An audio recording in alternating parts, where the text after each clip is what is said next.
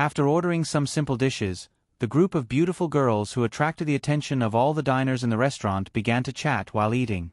Everyone came from all over the world and had very few common topics to talk about. Before they knew it, the topic had turned to Witch Blair, who had recently become a hot topic. Yesterday, New Line Cinema released a statement. It turns out that this is just a promotion for a movie. The movie seems to be released on March 5th, the same day as the opening of Paris Fashion Week. No wonder. My mother used to live in Maryland when she was young. I even called her to ask, but she said she had never heard of anything like the Witch Blair. That's not the case at all. I heard that this is the Maryland government's way of covering up the truth. The movie company took responsibility for this matter and promoted it as fiction. This way, no one will pursue Maryland's mistake in handling this matter. It's said that many people have died over the years. If the investigation continues, many people will have to bear the responsibility. I think so too. New Line Cinema only arranged 200 screening halls for this movie. It's obvious that they don't want more people to see it. Think about it. If it's really a movie, with its current popularity, at least 2,000 screening halls can be arranged. It's released on March 5th. Unfortunately, we won't be able to make it. But when we come back from Paris, maybe we can watch it. Yes, we can watch it together. I just don't know if it's easy to buy tickets. There are only 200 screening halls in the country. There may not be many theaters in Manhattan. The girls chattered incessantly, but Carmen Kath was a little quiet, only occasionally chiming in with a few words. A few days ago, she also paid attention to this matter. It was just that she had been too busy in the past few days, so she did not have the mood to pay attention to this matter. Wasn't New Line Cinema a subsidiary company of Firefly Corporation? Suddenly, she thought of that man again. She wondered what he would be doing now. Did he think of her? When this thought came to her mind, she suddenly felt a little flustered. How could she have such a strange thought? It must be a lie. Without any rhyme or reason, this sentence blurted out from her mouth. At the table, when the girls who were discussing heatedly heard her words, they suddenly stopped and noticed her awkwardness. They felt that she might not like to talk about this matter, so they all tactfully changed the topic. The topic of Witch Blair in a certain English restaurant in Manhattan was just an inconspicuous microcosm of the heated discussion in the entire society. After more than a month of brewing, the rumors about Witch Blair had truly turned into a viral topic. The influence was no longer limited to the internet, and even traditional media were involved. The public clarification statement issued by New Line Cinema not only did not cool down the heat of this matter, but it also caused a larger controversy. In the evening, in the conference room of WM, the company executives and several contracted models discussed the schedule of Paris Fashion Week for the entire afternoon before announcing the end of the meeting. Today was March 1st. Paris Fashion Week opened on March 5th. Kate Moss and a few other pillars of WM Company had already rushed to Europe before the opening of London Fashion Week. This meeting, other than arranging for a few newcomers, was basically held for Carmen Kath alone. Everyone got up and left the conference room. Carmen Kath was stopped by Paul Rowland again, who personally gave her a few words of advice before letting her go. After leaving the conference room, Carmen Kath originally planned to return to the apartment directly, but she was stopped by a group of girls just now. Carmen, everyone is going to eat together, do you want to join us? The girl in the lead was named Karolina Kakuva, from the Czech Republic. She signed with WM earlier than Carmen Kath last year and was also one of WM's key training targets. However, she was only 15 years old this year, and her career had just started. She had great potential and was far from a 21-year-old girl like Carmen Kath who might never have a chance to make a name for herself. In the past 6 months, WM had concentrated resources to build her into another supermodel like Gisele Bündchen, which caused the dissatisfaction of the other models in the company. Therefore, her popularity in WM had never been very good. However, people were always like this. When others were a little better than them, it was easy to feel jealous, but if they were left far behind, they would often lose the desire to compete and would instead want to be friends with the other party. In the past few days, after suddenly becoming the spokesperson of Victoria's Secret, she clearly felt this change in the company. Even Kate Moss and the others who were in Europe enthusiastically called back to congratulate her. The other models who stayed in New York had an even more obvious change in attitude towards her. Carmen Kath felt the expectant gazes of the girls and hesitated for a moment before nodding. Okay, I'll treat everyone. Although she had her own pride and stubbornness in her bones, she had never been a lonely person. During the years in Europe, she got along very well with the models in her agency. Naturally, the girls were very happy. When they heard that she was going to treat them, they did not hesitate to surround her and escorted her out of the company. They found an English restaurant nearby. One of the English girls recommended it. The reason was very good. English food was known to be terrible all over the world. If they chose this restaurant, they would not lose control of their appetite. They were about to fly to Paris, so no one dared to eat too much at this time. After ordering some simple food, the group of beautiful girls, who attracted the attention of the entire restaurant, began to eat and chat. Everyone came from all over the world, so there were very few common topics. Unconsciously, they talked about the recently popular witch, Blair. Yesterday, New Line Cinema released a statement. It turns out that this is just a promotion for a movie. The movie seems to be released on March 5th, the same day as the opening of the Paris Fashion Week. No wonder. My mother lived in Maryland when she was a child. I specifically called her back to ask, but she said she had never heard of anything like the witch Blair. That's not the case at all. I heard that this is a cover-up by the Maryland state government. The movie company took responsibility for this matter and promoted it as fiction. This way, no one will pursue Maryland's mistake in handling this matter. It's said that many people have died over the years. If the investigation continues, many people will have to bear the responsibility. I think so too. New Line Cinema only arranged 200 screening halls for this movie. Obviously, they don't want more people to see it. Think about it, if it's really a movie, based on its current popularity, at least 2,000 screening halls can be arranged. It's released on March 5th. Unfortunately, we won't be able to make it. However, when we come back from Paris, maybe we can watch it. Yes, we can watch it together. I just don't know if it's easy to buy tickets. There are only 200 screening halls in the country. There may not be many theaters in Manhattan. The girls chattered incessantly, but Carmen Kath was a little quiet, only occasionally chiming in with a few words. A few days ago, she also paid attention to this matter. It was just that she had been too busy in the past few days, so she did not have the mood to pay attention to this matter. Wasn't New Line Cinema a subsidiary company of Firefly Corporation? Suddenly, she thought of that man again. She wondered what he would be doing now. Did he think of her? With this thought in mind, she suddenly felt a little flustered. How could she have such a strange thought? It must be a lie. Without any rhyme or reason, this sentence blurted out from her mouth. At the table, when the girls who were discussing heatedly heard her words, they suddenly stopped and noticed her awkwardness. They felt that she might not like to talk about this matter, so they tactfully changed the topic. The topic of witch Blair in a certain English restaurant in Manhattan was just an inconspicuous microcosm of the heated discussion in the entire society. After more than a month of brewing, the rumors about witch Blair had truly turned into a viral topic.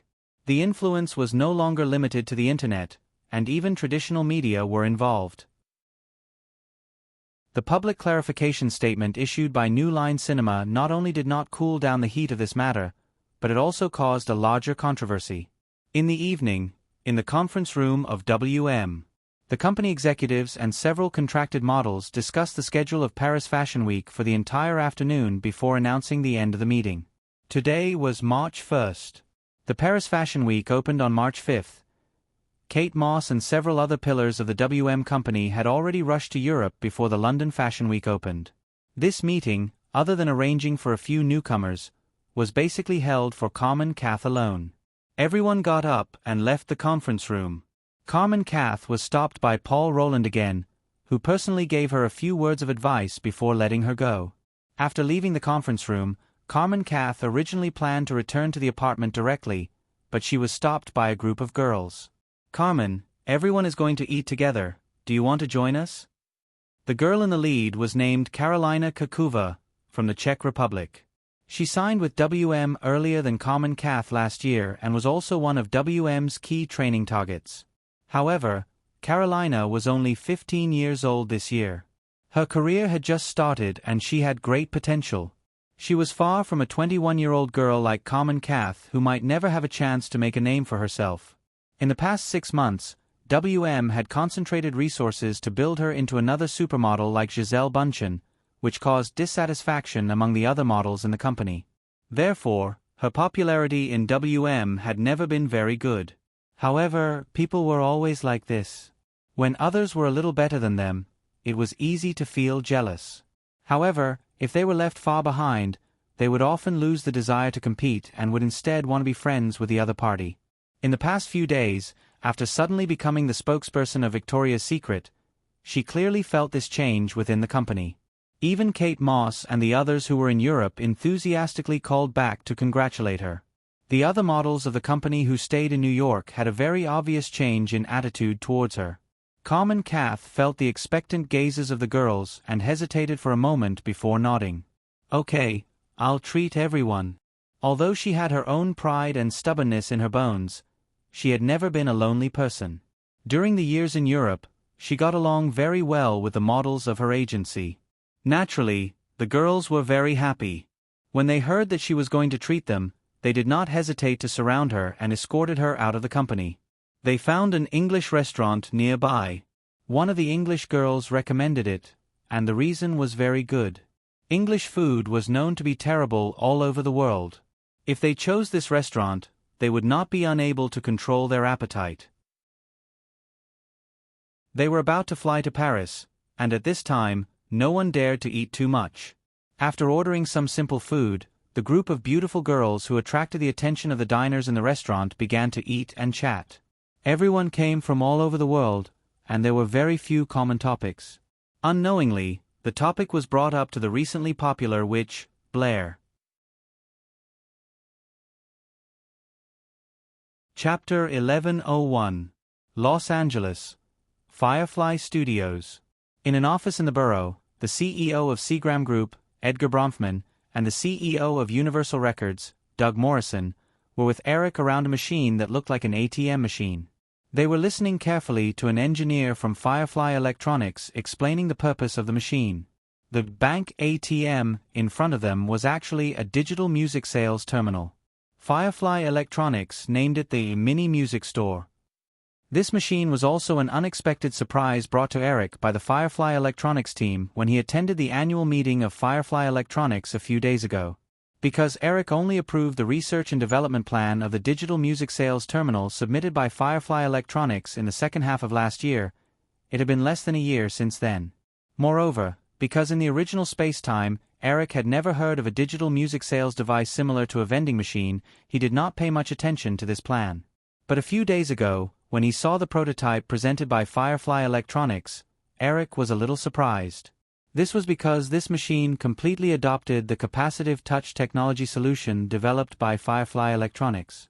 The whole machine did not have any physical buttons and all of it was operated using a touchscreen. Moreover, the internal chip and operating system were independently developed by Firefly Electronics on the basis of the accumulated tablet computer technology. At the same time, the results of Firefly Electronics research on the market prospects of the Mini Music Store also made Eric pay more attention to this machine. In history, the popularity of MP3 players should be around 2005, when Apple opened the access of iPod players to Microsoft's Windows operating system, which led to the explosive growth of the MP3 player market.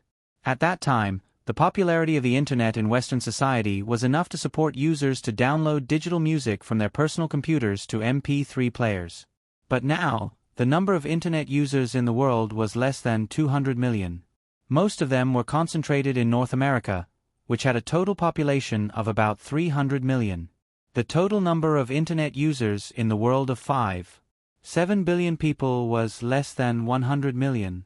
This scale of Internet users was far from enough to support the rapid growth of the digital music player market. In fact, this was the case. Last year, the second-generation Firefly player was sold in North America and Europe at the same time. Although in the beginning, the Fireflyer player shipments in Europe were comparable to those in North America. In the next few months, due to the limitations of personal computers and the popularity of the Internet, the Fireflyer player shipments in Europe slowed down significantly. In 1998, among the 19.7 million second-generation Fireflyer units shipped, Europe, which had twice the population of North America, only accounted for 7 million units. The other 12 million units were still consumed by North America. The most important reason for this was that a large number of European consumers did not have convenient channels to copy or download music from the Fireflyer player, which greatly inhibited their desire to buy digital music players. Although stimulated by the new technology wave in North America, countries around the world spared no effort to invest in their own information industry. Firefly Electronics obviously could not wait for the entire market to improve the basic hardware facilities in this area. Therefore, taking the initiative to create convenient channels for users to access digital music became an urgent problem for Firefly Electronics to solve. It was foreseeable that even if it was launched now, in a few years, with the further popularization of personal computers and the Internet, mini music stores would gradually be phased out, just like public phone booths. However, as long as such a digital music sales terminal from Firefly Electronics could be popularized, there was no doubt that Firefly Electronics' Fireflyer player would gain market advantages that other digital music player manufacturers could never hope to achieve. However, if they wanted to promote this device, the biggest difficulty was the music copyright. Firefly Electronics could privately allow users to crack the Fireflyer player so that they could download free music through pirated CDs or pirated websites, but this kind of thing could never be done publicly. Therefore, this digital music sales terminal could only sell authentic digital music content through the Yahoo Music Store. Although in the past 2 years, the digital music content owned by the Yahoo Digital Music Store had been continuously increasing, the major 5 record companies in the world still had very little content authorization for the Yahoo Digital Music Store.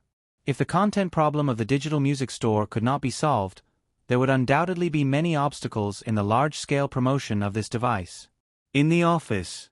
After listening to the Firefly Electronics engineer explain a series of music purchase processes such as user login, selection, and payment in detail, Doug Morrison, CEO of Universal Records, first spoke to the engineer.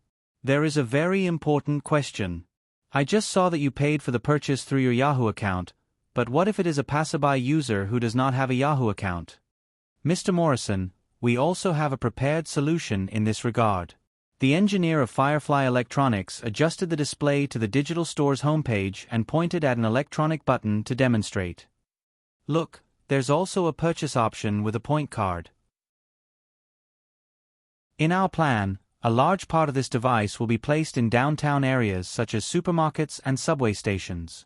Users only need to buy a purchase card in a nearby store, and through the temporary account password given on the card, they can purchase music. The basic principle is the same as a prepaid phone card." Doug Morrison nodded and glanced at Edgar Bronfman next to him. Although he did not show any special expression on the surface, in fact, Doug Morrison was already extremely surprised. The speed of the promotion of the Fireflyer player had already caught traditional portable music player manufacturers and several major record companies off guard. Doug Morrison had a keen hunch that once the digital music sales terminal in front of him became widespread, it would definitely completely subvert the existing pattern of the entire record industry. On the other hand, with the 2 major platforms of the Fireflyer player and the mini music store, Firefly Electronics' influence on the entire record industry would also expand without limit. At this time, the first thought in Doug Morrison's mind was that Universal Records would either reach an absolutely close and in-depth cooperation with Firefly Electronics, so as to gain a more favorable position in the upcoming new industry pattern, or they would resolutely resist Firefly Electronics' plan and do their best to maintain the original order of the record industry. From the perspective of a good professional manager, Doug Morrison was actually more inclined to the former. With the rise of the Internet industry, the overall performance of the record industry declined due to the impact of Internet music piracy last year. It was already destined that the industry would undergo earth-shaking changes. At this time, sticking to the rules would only put oneself in a more passive situation. From the media to the record companies, there was no shortage of voices criticizing the Fireflyer player for promoting piracy. But in fact, many people knew that the impact of the popularity of the Fireflyer player on the spread of pirated music was far from the bad degree generally described by the media. The impact on the record industry was ultimately due to the large-scale rise of the internet industry. Most pirated users were currently more inclined to download free music resources from music websites, then copy them onto CDs and use traditional music players to play them. According to statistics, in 1998, just in North America, the sales of blank CDs exceeded 130 million copies, which was equivalent to more than 5 times the sales of the Fireflyer player. Compared to the average $20 authentic record, the cost of a blank CD was even less than $1. Moreover, there was no channel to curb piracy in this area. At this time, the Fireflyer player, which was widely criticized by the industry as an accomplice to music piracy, happened to be a platform that could transfer internet digital music from piracy to legitimate channels. However, although Doug Morrison already had a series of plans in his mind, it was impossible for him to make such a decision alone. Everything still needed to be decided by his boss, Edgar Bronfman. Next to Doug Morrison, Edgar Bronfman did not raise any doubts. He pretended to ponder for a moment, then directly asked Eric, how many of these machines does Firefly Electronics plan to put on the market? When Doug Morrison heard Edgar Bronfman's words, he immediately had the urge to facepalm. What kind of question is this? How many machines does Firefly Electronics want to put on the market have anything to do with Universal? We should be more concerned about how Firefly Electronics plans to cooperate with Universal Records. Eric was very patient and replied with a smile, for the first batch of 10,000 units, we will focus on installation and testing in Europe first. If the effect is good, the release scale will expand rapidly. Although he felt that he should not ask this question, when he heard Eric Williams' answer, Doug Morrison began to quickly calculate in his mind. 10,000 units. This number was definitely not a lot. It was even too little. It was just that for an international metropolis like London with a population of 6 or 7 million people, if they wanted to complete coverage, 500 units might not be enough. Moreover, in Doug Morrison's view, such digital music sales terminals should be more focused on second and third-tier cities.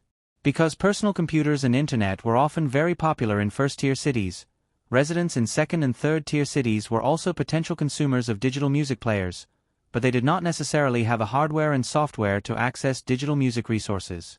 Throughout Europe, there were still thousands of cities, large and small, and this was excluding small towns at the bottom.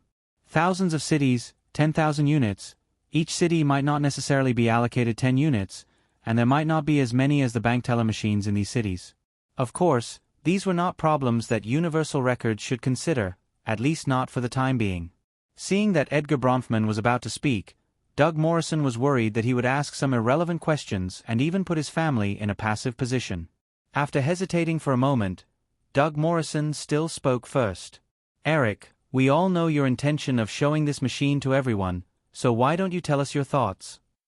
Eric nodded and gestured to the nearby sofa. He led the two to the sofa and sat down. He ordered the secretary to bring coffee and said, Ed, Doug, we all know that the current situation in the recording industry is different from before. It's like the era when Hollywood encountered TV and VCR. At that time, the entire Hollywood was facing a formidable enemy, trying to stop TV and VCR from infringing on the interests of the Hollywood film industry.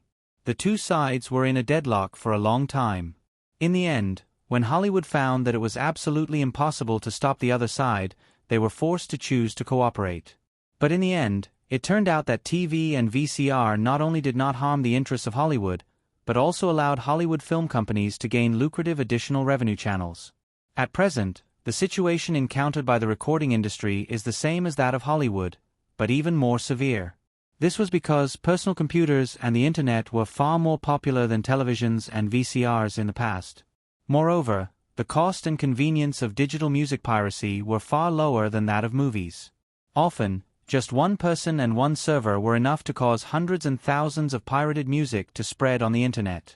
So, you don't have much time to hesitate. Once you miss the opportunity to establish a formal digital music sales platform, people will become more and more accustomed to free music on the internet, and the entire recording industry will come to an end. The corner of Doug Morrison's eyes twitched a few times, and he interrupted, Eric, you're being an alarmist. Whether I'm being an alarmist or not, you can see the extent of the decline in sales of the recording industry last year. Eric shrugged and said, "So, what I mean is that we should reach a cooperation as soon as possible to formalize the channels of internet digital music. Only in this way can the entire industry be saved before the collapse of the recording industry." Edgar Bronfman said again, "Eric, let's talk about your cooperation plan." "Of course." Eric nodded and said, "In fact, the current sales model of the Yahoo Music Store is the cooperation plan I want to propose. Universal Records will place its music resources in the Yahoo Music Store, and the ratio of the two sides will be 37. Of course, you will get 70%. In addition, Yahoo Music Store also has a complete plan for the release of records. You must already know this. With a window of 3 months, the physical records will be exclusive for 3 months. After 3 months, the complete digital records will be released. After 3 months, the singles will be sold separately. However, I suggest that Universal can adopt the sales model of simultaneous physical and digital releases. At present, most of the singers under Firefly Records have accepted this distribution plan. Their income has not decreased because of this, but has increased a lot. Eric, if these are your only conditions, Edgar Bronfman shook his head and said, I don't think we need to talk anymore. In fact, I'm just introducing the mini music store that Firefly Electronics has just developed. Eric smiled and said, we can discuss the specific cooperation plan and whether Universal Records has any other requirements. Of course, our plans for the physical music store will not be delayed because of this. Firefly Electronics plans to release the 3rd generation of the Firefly player in April. At that time, they will also announce this plan and push it forward as soon as possible. So, if we can reach a cooperation before that, I believe it will be very beneficial to both Universal and Firefly Electronics.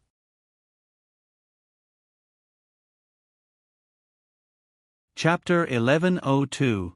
Whether or not to fully enter the digital music sales field was related to the fundamental business strategy of the major record companies.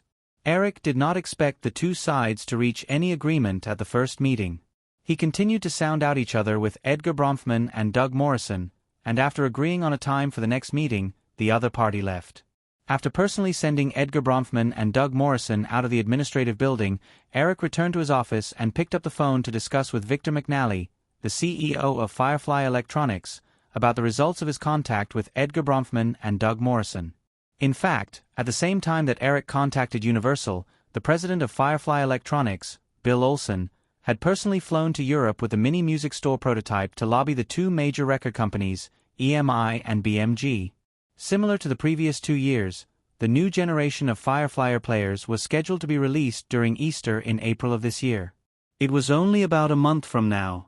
Faced with the pressure from the electronic manufacturers who announced their entry into the digital music player field, and considering the fact that the mini music store plan could play a strong supporting role in maintaining the dominant position of the Firefly players in the market, the main focus of Firefly Electronics and Yahoo for the next month was to reach a close cooperation with at least one of the 5 major record companies to obtain the other party's music copyright resources, and make up for the shortcomings of the mini music store in terms of content. As long as one of the 5 major record companies was found, the compromises of the other record companies in the future could be expected. Among the 5 major record companies, because of their own music player products, Sony Records under Sony was undoubtedly the most difficult bone to chew. Eric basically did not have any expectations, so he had no intention of contacting the other party. Warner Records belonged to Time Warner. AOL and Time Warner had just announced the merger.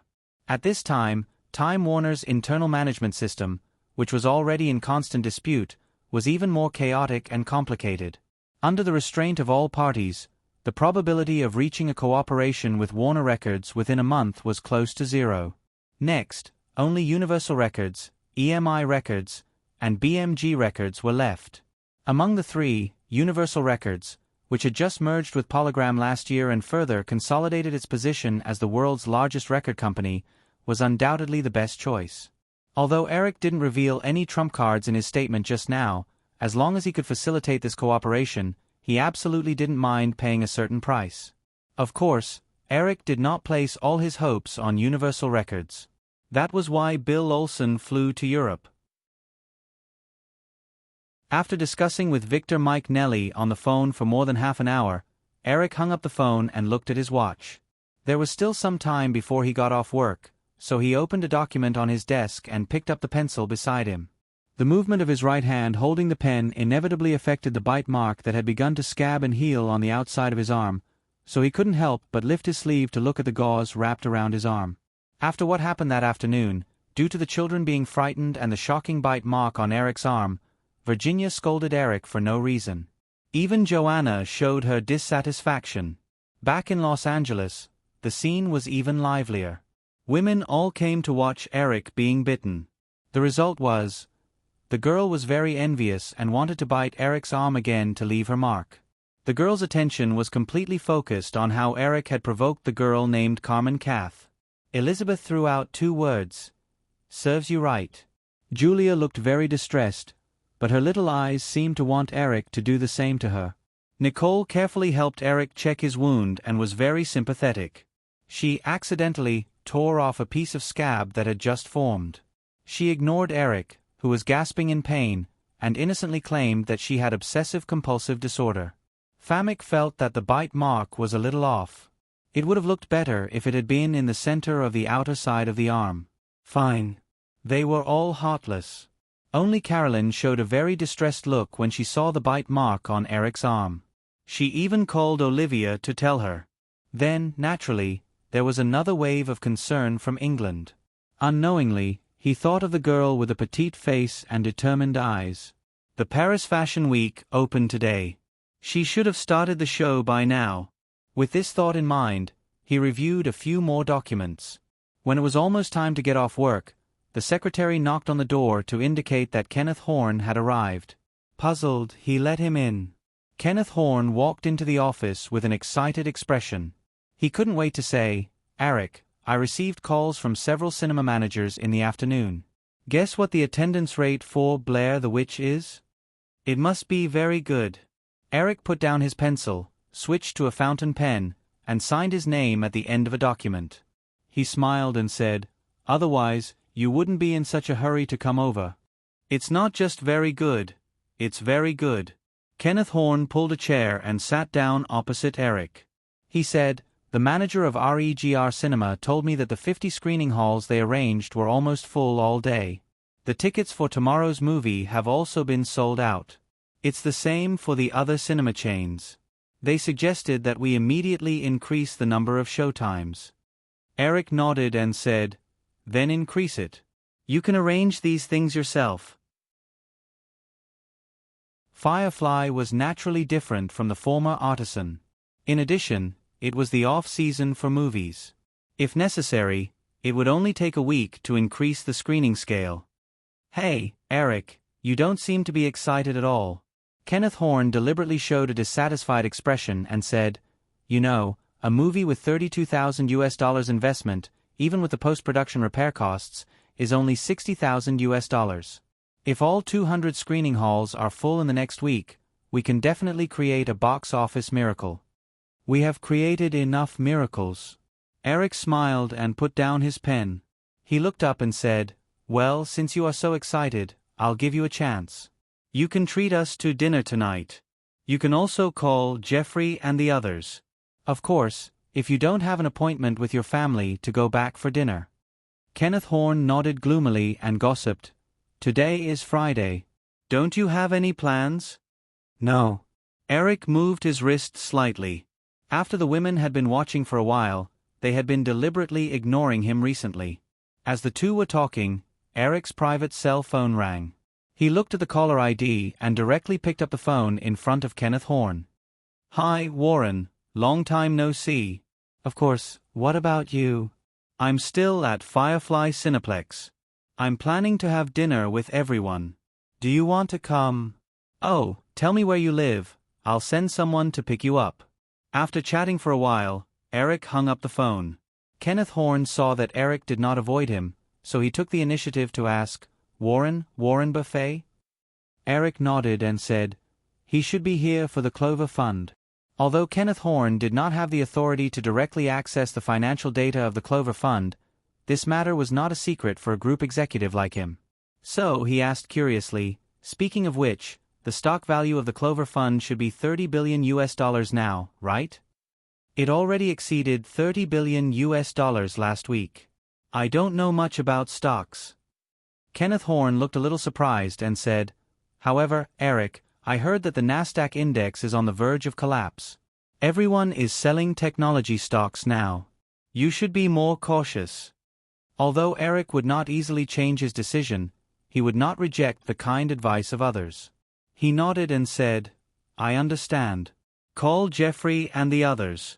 Since Warren is here, let's entertain him together. I think you just want us to be here so that Buffet can't persuade you to sell your stocks. Kenneth Horn smiled and exposed Eric's intention, but he still took out his cell phone and started to make a call. Although Berkshire Hathaway only held 5% of Firefly Group's shares, the shares were worth more than $30 billion. If they could sell all of them, Berkshire Hathaway could still get a dividend of at least $1 billion, even after deducting various fees and taxes. $1 billion was a large amount of cash for any company. However, once the Nasdaq index collapsed, the stocks held by the Clover Fund were likely to be stuck for a long time. When the Nasdaq stock market fell as a whole, even if they wanted to sell their stocks, they would not be able to sell much cash in a short period of time because there were not enough institutions to buy the stocks. As a conservative and cautious investor, Warren Buffett obviously did not want to see this happen. Therefore, he hurried from Omaha to Los Angeles, hoping that Eric could sell the technology stocks held by the Clover Fund as soon as possible. However, at the dinner party, no matter how the old man persuaded, Eric did not intend to sell the Clover Fund shares in advance. Now that things had developed to this point, Eric was actually completely gambling. As long as the Nasdaq index could successfully cross the threshold of 3,000 without collapsing in advance, according to the previous upward curve of the Nasdaq index, the cash scale of the Clover Fund in the future was likely to reach $40 billion or even $50 billion. At that time, even after paying all kinds of taxes, Firefly Group could still keep about $30 billion to $35 billion in cash. With such a huge amount of funds, coupled with the cash reserves of Firefly's investment, when the North American economy fell into a downturn after the collapse of the Nasdaq, Eric could take the opportunity to further expand Firefly's economic empire. His lobbying was ineffective, and Buffett had to leave Los Angeles the next day in disappointment.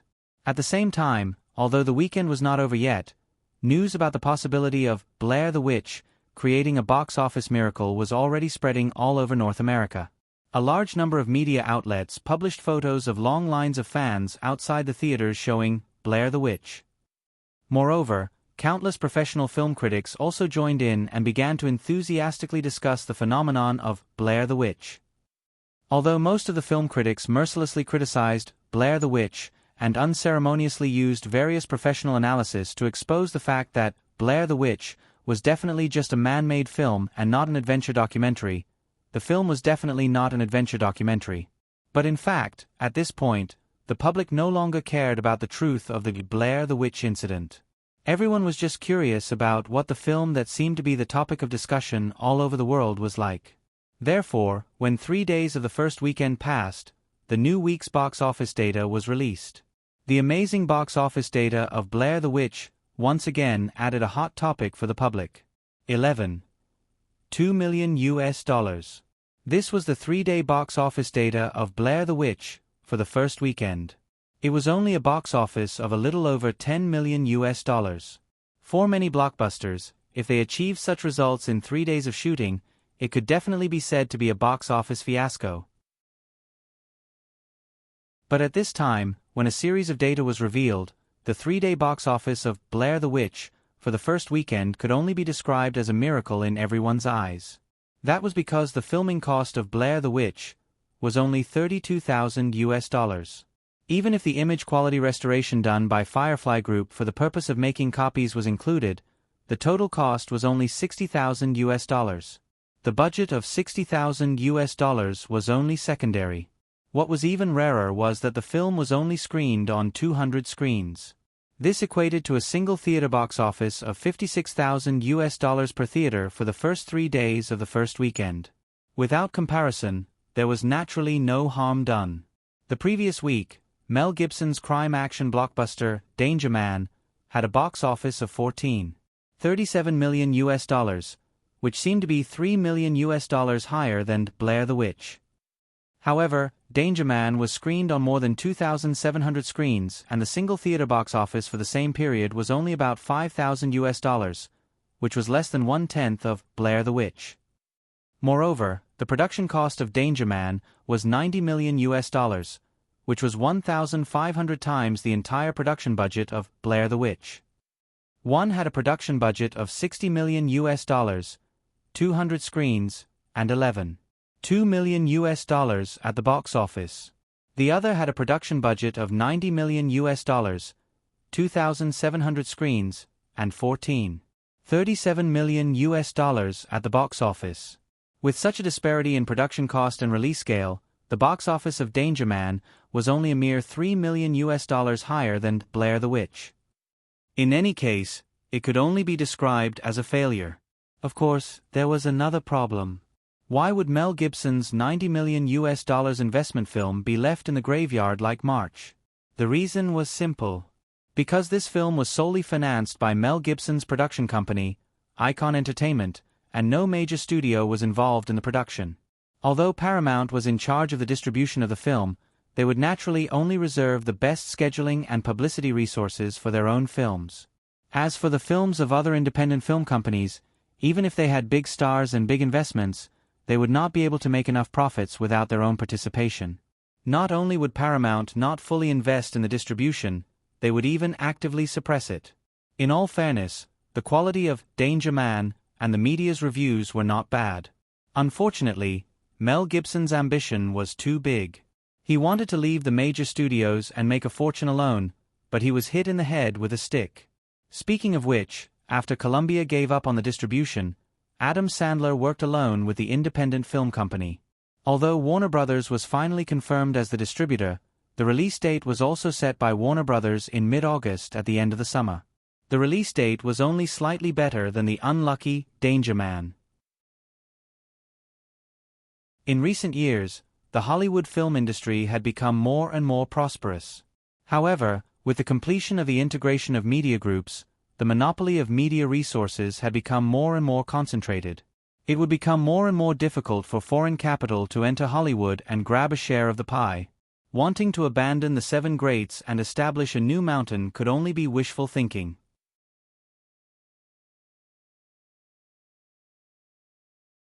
Chapter 1103. According to the analysis of the distribution department, the reason why Blair the Witch is so popular is mainly due to the audience's curiosity and curiosity. There isn't much to be said about the content of this film. If we want to make this film more outstanding at the box office, we have to keep the audience in this hungry state as much as possible. Therefore, I don't think it's appropriate to expand the screening scale too much at once. 1,000 screens is enough. In the second and third weeks, the number of screens will be maintained at around 1,000. If there is still room for more, we can further expand the screening scale starting from the fourth week. At the company's regular meeting, Kenneth Horne reported the box office data of the first weekend of Blair the Witch, and talked about the follow-up distribution of the film. A super low-cost film with a total budget of only $60,000 had generated $11.2 million in box office in just 3 days. Not only was the media in an uproar, but Firefly was also amazed. Therefore, this matter became the most important topic of the company's regular meeting this week. After reading the project information about Blair the Witch seriously, Robert Thompson, the president of Bow Wade Distribution, raised an objection even though he wasn't in charge of this matter. I don't think so, Ken. In the past month, the company's promotional strategy for this film was to pass off as the real thing. However, since we announced that this was just a marketing campaign for the film, coupled with the public release of the film, the popularity base brought by the original marketing strategy has begun to dissipate. Fortunately, the film created a box office miracle in the first weekend and brought the topic of this film to the highest point again. Therefore, we should seize this opportunity and expand the screening scale to more than 2,000 screens at once. We should try our best to harvest more box office while the film is still popular. After hearing Robert Thompson's words, Simon Parker, the president of the Consumer Product Department, also joined in the fun. I still agree with Kenneth's plan. The popularity of Blair the Witch is enough to support a longer box office curve. If we rush for results, it will be counterproductive. Hasbro's failure with the Star Wars prequel has just provided us with a negative example. As soon as Simon Parker finished speaking, Thomas Schumacher, the head of Firefly Pictures, said, "However, I have to remind everyone that the next 2 weeks without any competitors are the most crucial for Blair the Witch." 2 weeks later, the Easter period will begin. I remember that on March 26 alone, there will be 3 new films released: Paramount's Sweeping Trio, Universal's Ed's Private Channel, and Warner's Run Lola, Run Fast. The competition for the new films in the next few weeks will be even more intense, leaving no time for Blair the Witch to operate in the long run. Hearing Thomas Schumacher's words, everyone paused and looked at Eric, who was sitting at the head of the table. That's right. In the end, Run Lola, Run Faster was snatched up by the richer Warner Brothers for a price of $12 million. Furthermore, Eric had personally watched the film during Sundance. In order to strike while the iron was hot, Warner Brothers simply placed the film in the Easter slot. Eric didn't care too much about this matter. Run Lola, Run Fast was just a relatively unconventional low-budget independent film with limited box office potential.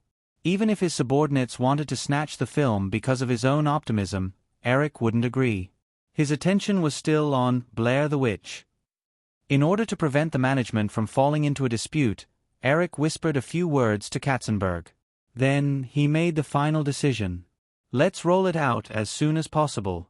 This film really doesn't have enough strength to operate in the long run.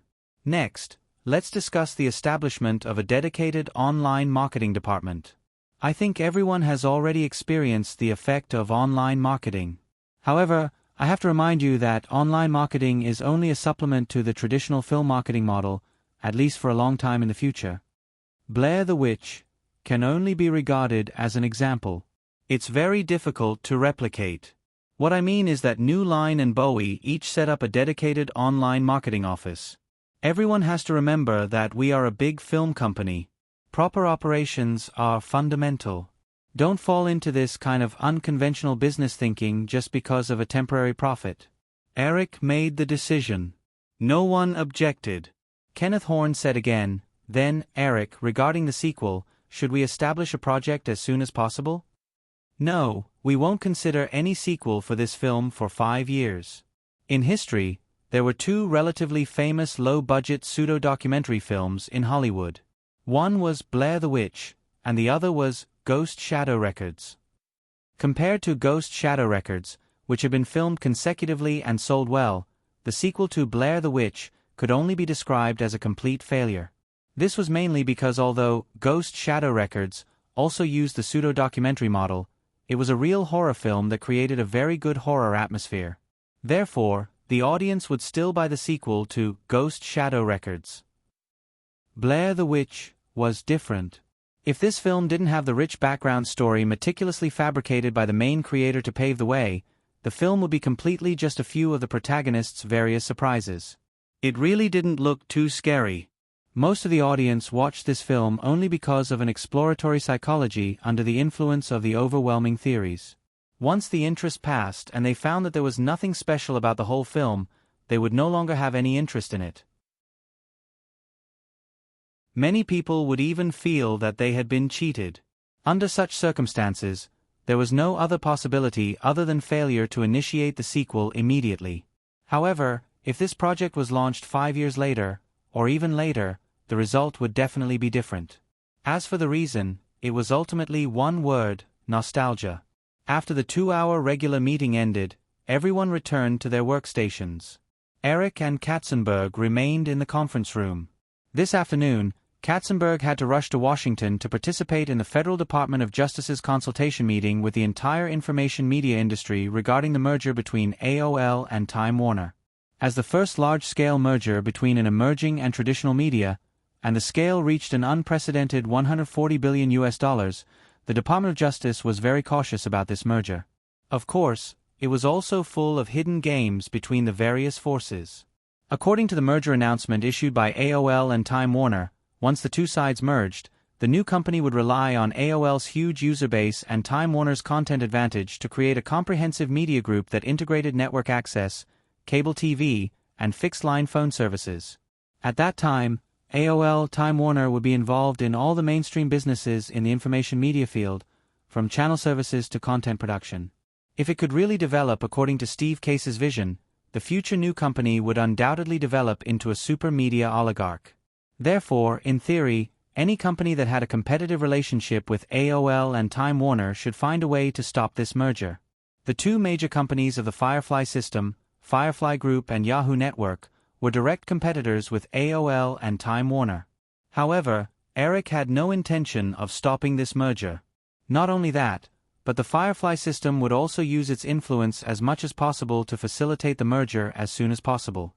According to Eric's expansion plan, Firefly Group's next step would be to enter the field of cable TV service providers. In fact, this was also a step that Firefly system had to take. After all, whether it was Firefly Group, MGM Group, or the Alliance 20th Century Fox, they all operated multiple cable TV channels. With the further popularization of cable TV networks in North America, if Firefly system did not enter the cable TV service provider business at all, it was likely to encounter a dilemma in the future. If AOL's merger with Time Warner is rejected by the Department of Justice, it will be even more difficult for us to enter the cable TV service provider business in the future. I have already talked to Ian.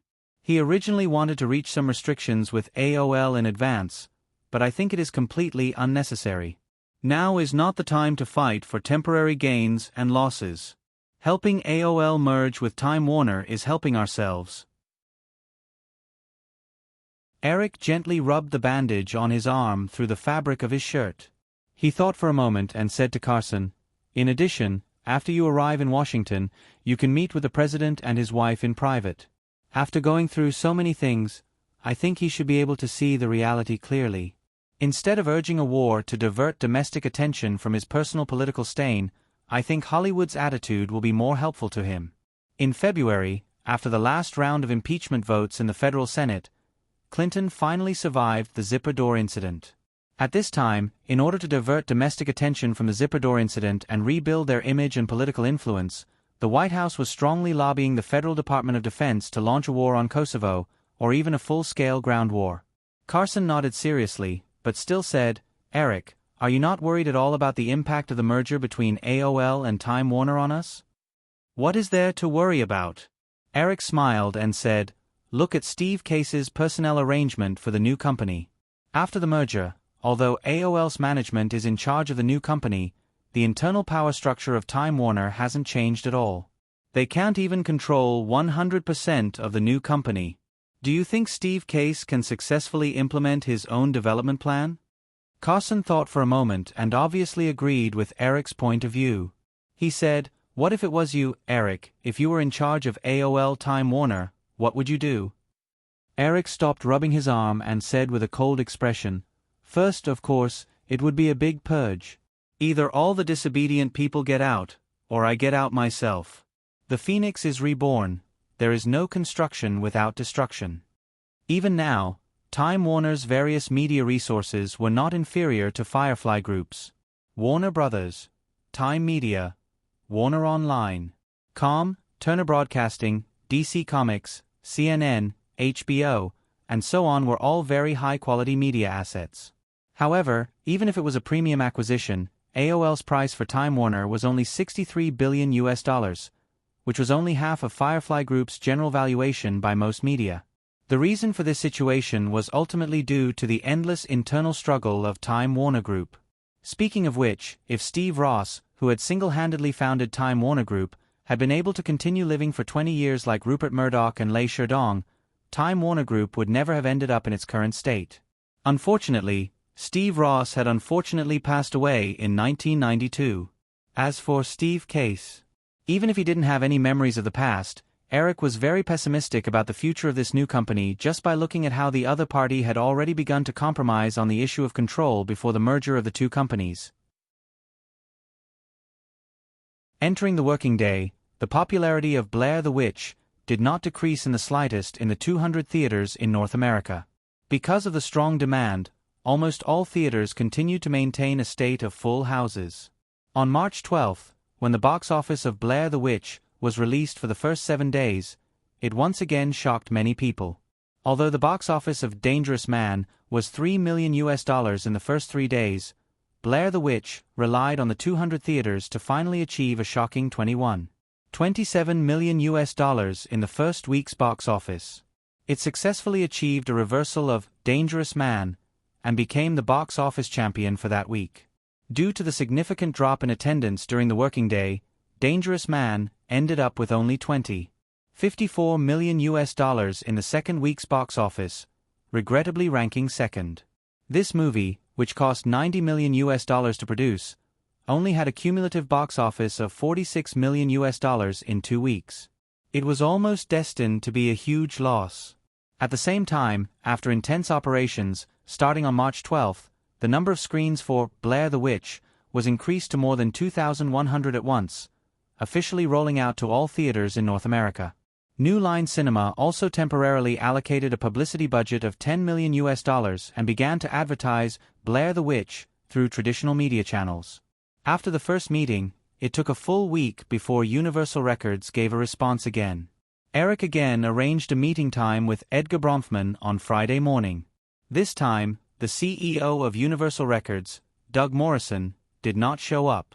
Firefly Cineplex, Eric's office.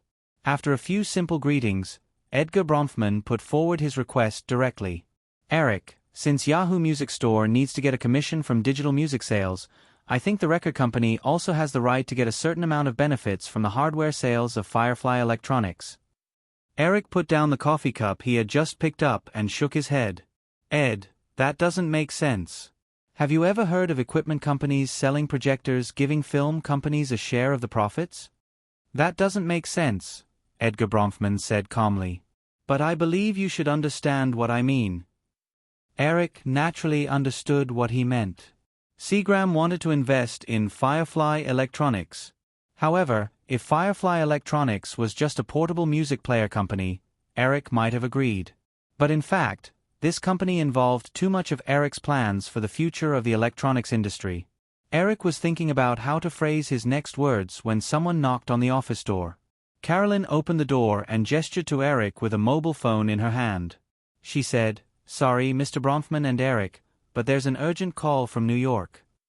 Eric looked at Carolyn and asked, "Can't you wait a moment?" "It's Mr. Paul Rowland from WM Company," Carolyn said. "He said that there's a very urgent matter. He's now rushing to JFK International Airport and will fly to Europe soon." Hearing that it was Paul Rowland, Eric knew that it must be related to Carmen Kath. He didn't know what had happened to this girl that made Paul Rowland rush to Europe so urgently. Could it be that she had bitten someone else again? Eric thought to himself. He stood up apologetically and said, "Then Ed, I'm really sorry. Please wait a moment." Although Edgar Bronfman was a little unhappy, he did not show it. He smiled generously and said, "It's okay. You can go and answer the call first." After leaving the office, Eric took the phone from Carolyn and looked at the girl standing quietly beside him with clear eyes. Feeling a little guilty, he walked to the corridor outside before putting the phone to his ear and asking, "Paul, what happened?"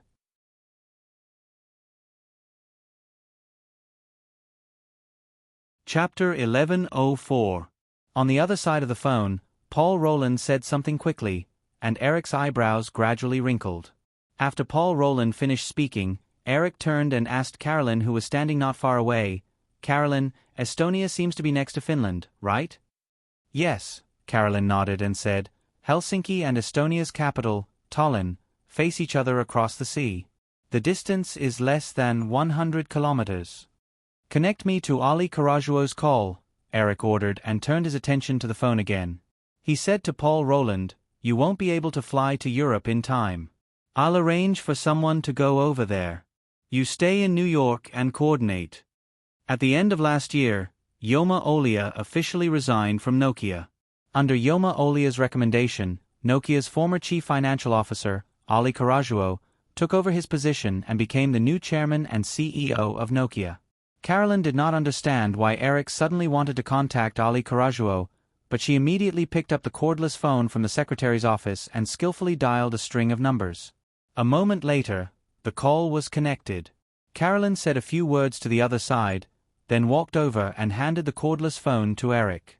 Edgar Bronfman did not expect Eric to take half an hour just to answer a phone call.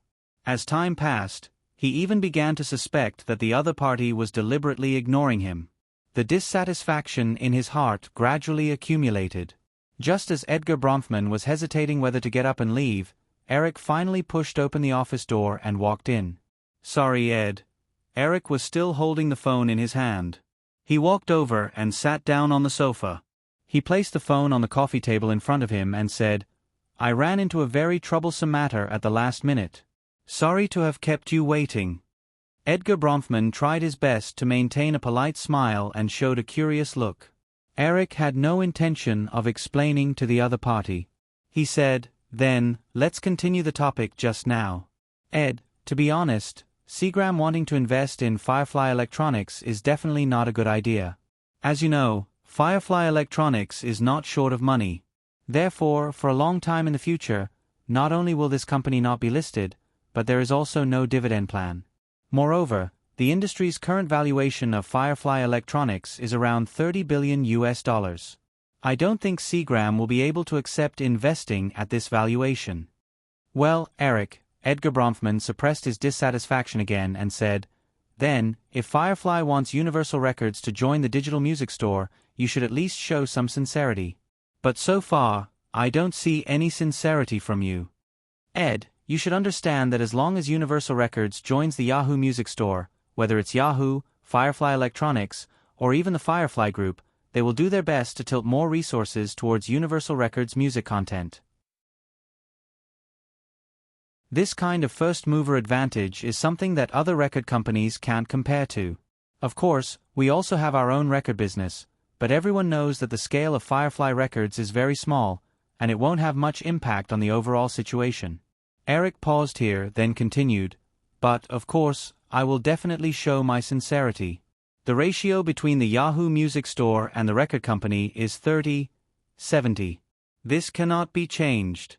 However, as long as Universal Records agrees to cooperate, in the next few years, Firefly Electronics can return a certain percentage of sales to Universal Records through marketing subsidies. In fact, as long as Universal Records agreed to open up the content licensing, Eric was even willing to return all the CDs of music sales to Universal Records in the next few years, even if he had to pay a little extra. Compared to the huge profits from hardware sales, the revenue from the digital music store could be temporarily abandoned for Firefly's system. Of course, the Yahoo Music Store was a business under Yahoo Network. Since Yahoo was already listed, for the sake of financial results and stock price, Eric could only subsidize the record company through Firefly Electronics. Edgar Bronfman was silent for a moment. From Eric's tone, he could basically tell how big the subsidy would be. However, thinking about the recent analysis of Firefly Electronics revenue data by various business media, Edgar Bronfman was still a little unsatisfied. Among the 5 major record companies, Universal was the largest, but its annual revenue was only about $5 billion, and its annual profit was about $500 million. However, according to the general analysis of the media, Firefly Electronics, which had just released its product for 2 years, had an annual profit scale that was twice that of Universal Records. How could this not make the entire record industry jealous? Many people even felt that the money Firefly Electronics earned was the profit lost by the overall decline of the record industry in the past 2 years. If possible, Edgar Bronfman did not want to cooperate with Eric Williams at all. However, the current situation of the Seagram Group was not good. In recent years, as the Seagram Group had completely turned to the media industry, it had carried out many acquisitions including MCA, Polygram, cable television, and other businesses. At this time, the company's total debt had reached $12 billion. Moreover, as Edgar Bronfman had tilted most of his resources into the record industry, he wanted to build the world's largest record company. Although his goal had been achieved, with the sudden decline of the record industry, the Seagram Group's operations were in trouble. Last year, although the Universal Pictures Group under the management of Michael Eisner had achieved good profits, because of the failure of the record business, the Seagram Group's annual loss for 1998 was still more than $1 $3 billion US. Due to the lack of cooperation between Polygram Records and Universal Records, in the next few years, if the overall situation of the record industry did not turn around, the Seagram Group could continue to lose money. While the Bronfman family that controlled the Seagram Group blamed Edgar Bronfman internally, they even had the idea of selling the company. Of course, Edgar Bronfman did not want to do that. Although he was somewhat headstrong and self-opinionated, he was definitely not ignorant and incompetent. After a detailed discussion with the CEO of Universal Records, Doug Morrison, the two of them agreed that the cooperation with Firefly was very necessary. It could even be the key to turning the Seagram Group's current situation around. Eric, this is not enough. After thinking for a moment, Edgar Bronfman shook his head and said, if Yahoo Music Store wants Universal Records content, Firefly has to pay more. Eric's left hand subconsciously pressed on the bandage on his right arm. He had unknowingly developed this habit recently, but his expression did not change as he said, then, what does Seagram want? A zero-interest loan. Edgar Bronfman clenched his teeth and remembered the media's disclosure of Firefly's rich cash reserves. He changed the original number at the last minute and demanded an exorbitant price, $3 billion US. Due to uncontrolled expansion and huge losses, the Seagram Group's current capital chain had reached a very dangerous point. Disregarding everything else, just the $12 billion US in debt alone required them to pay interest of $600 million US per year. Although the overall economic situation in North America was thriving, it was very difficult for the Seagram Group to obtain external financing at this time. $3 billion US, that's impossible. Eric rubbed the bandage under his shirt and shook his head. I can only give you $500 million US at most, and you have to pay it back within 3 years. Edgar Bronfman might have heard the relaxed tone in Eric's voice, but his attitude suddenly became firm. Eric naturally would not give in so easily. Firefly did not lack money, but $3 billion US was definitely a huge sum of money. Since they were willing to give up all of the digital music sales in the short term, Eric naturally did not care too much about the interest generated by the $3 billion US. But with such a huge sum of money, what he was more worried about was that once the Seagram Group was in trouble, the other party might not be able to pay it back. To exaggerate, if the Seagram Group went bankrupt, Eric had no interest in its record business assets at all. As for Universal Pictures, $3 billion US was not enough, and other creditors would not easily give up the best assets of Universal Pictures to Firefly. The two sides argued for more than an hour on various details, and the meeting did not reach any conclusion in the end. However, although there was no agreement on the loan, when Edgar Bronfman left, he still agreed that Universal Records could start preliminary contact and negotiations with Yahoo and Firefly Electronics. After sending Edgar Bronfman off, it was almost noon. Seeing that there was no call from Europe, Eric was about to take the initiative to call when the phone rang again. The 9-day Paris Fashion Week was coming to an end. Due to the arrangement of a certain guy, Carmen Kath shone in this year's Fashion Week. However, she did not know if it was true that extreme joy begets sorrow.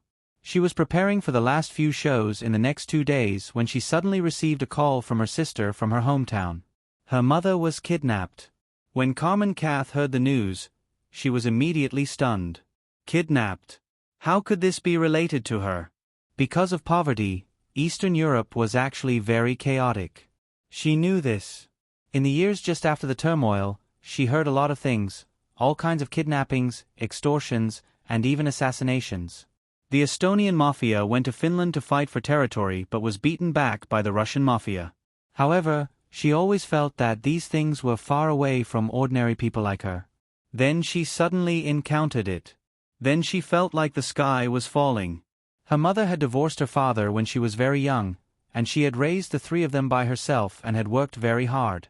She still remembered when she was a child, her mother worked until late at night and would secretly hug her when she was exhausted. At that time, her mother thought she was asleep, but she was actually awake. Little children, little thoughts, did not know what to say, so she continued to pretend to be asleep. The ransom offered by the kidnappers was 10 million Estonian kronor, which was not a lot, about $600,000 US. However, although she had signed a huge endorsement contract with Victoria's Secret, the money naturally could not be paid immediately. She had just been cheated of all her savings not long ago and now she had no money at all. For some reason, the first thing that came to her mind was the man she had bitten. Then she woke up and anxiously called Paul Roland. Paul Roland quickly replied and asked her to provide the contact information of her brother and sister. Then he asked her to wait patiently and not do anything stupid. How could she wait? She just wanted to go back as soon as possible and save her mother, so she frantically borrowed money from familiar and unfamiliar people around her.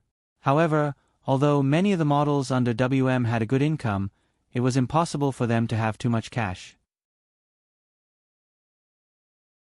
She did not dare to explain why she wanted to borrow money, so she pieced together US dollars, French francs, and British pounds. In the end, she only managed to raise about 200,000. She did not care too much and hurriedly boarded the plane to Tallinn. No matter what, she had to go back as soon as possible. However, when she left Paris, it was fine. When she arrived at Tallinn airport, she was in too much of a hurry and forgot to declare the cash she was carrying, so she was detained again. Although the European Union had been established at this time, Estonia had not yet joined, so the immigration security was still very strict. In order to prevent tax evasion and money laundering, large amounts of cash crossing the border had to be strictly declared. After this period of exposure, she was now considered a celebrity in Estonia. In other words, she was already the most famous person in this small country with a population of just over 1 million. Therefore, the customs staff did not make things difficult for her. They only hoped that she could explain the ins and outs of the cash. How could she dare to explain? Although she had never been kidnapped, she knew that this kind of thing could not be blown out of proportion, otherwise. The customs staff saw that she was distracted and naturally became more suspicious. Therefore, they did not dare to let her go easily. They could only report to the higher-ups and wait for the higher-ups to come and deal with it. Therefore she, who was trapped in the airport detention room, was like a stubborn and frightened little beast. She was looking forward to it. If at this time, someone could come and help her, then, she would rather let him bite her back. In the end, she only thought of that man. She would never admit that she was a girl who lacked a sense of security, but at this moment, she realized that that man had unknowingly given her a great sense of security that she had never felt before. After the customs staff arrived, she still did not dare to reveal anything. She only hoped to make a phone call. After getting permission, she called New York. Paul Roland, who had not been able to contact her for several hours, heard that she was trapped in Tallinn airport. Even if he forced himself to endure, he could not help but scold her. He then hurriedly hung up the phone, as if it was safer for her to stay in the airport detention room. After only half an hour, a group of people came to pick her up. In addition to her brother and sister, she also saw her mother. Her heart suddenly felt at ease. Then there was the group of strangers. One of them took the initiative to introduce himself. It turned out that he was a manager of the public relations department of the Nokia Group. Nokia. She naturally knew, not only because it was the largest company in Finland across the sea, but also because it was his business. She suddenly felt that something was wrong. She seemed to have a terrifying thought in her mind.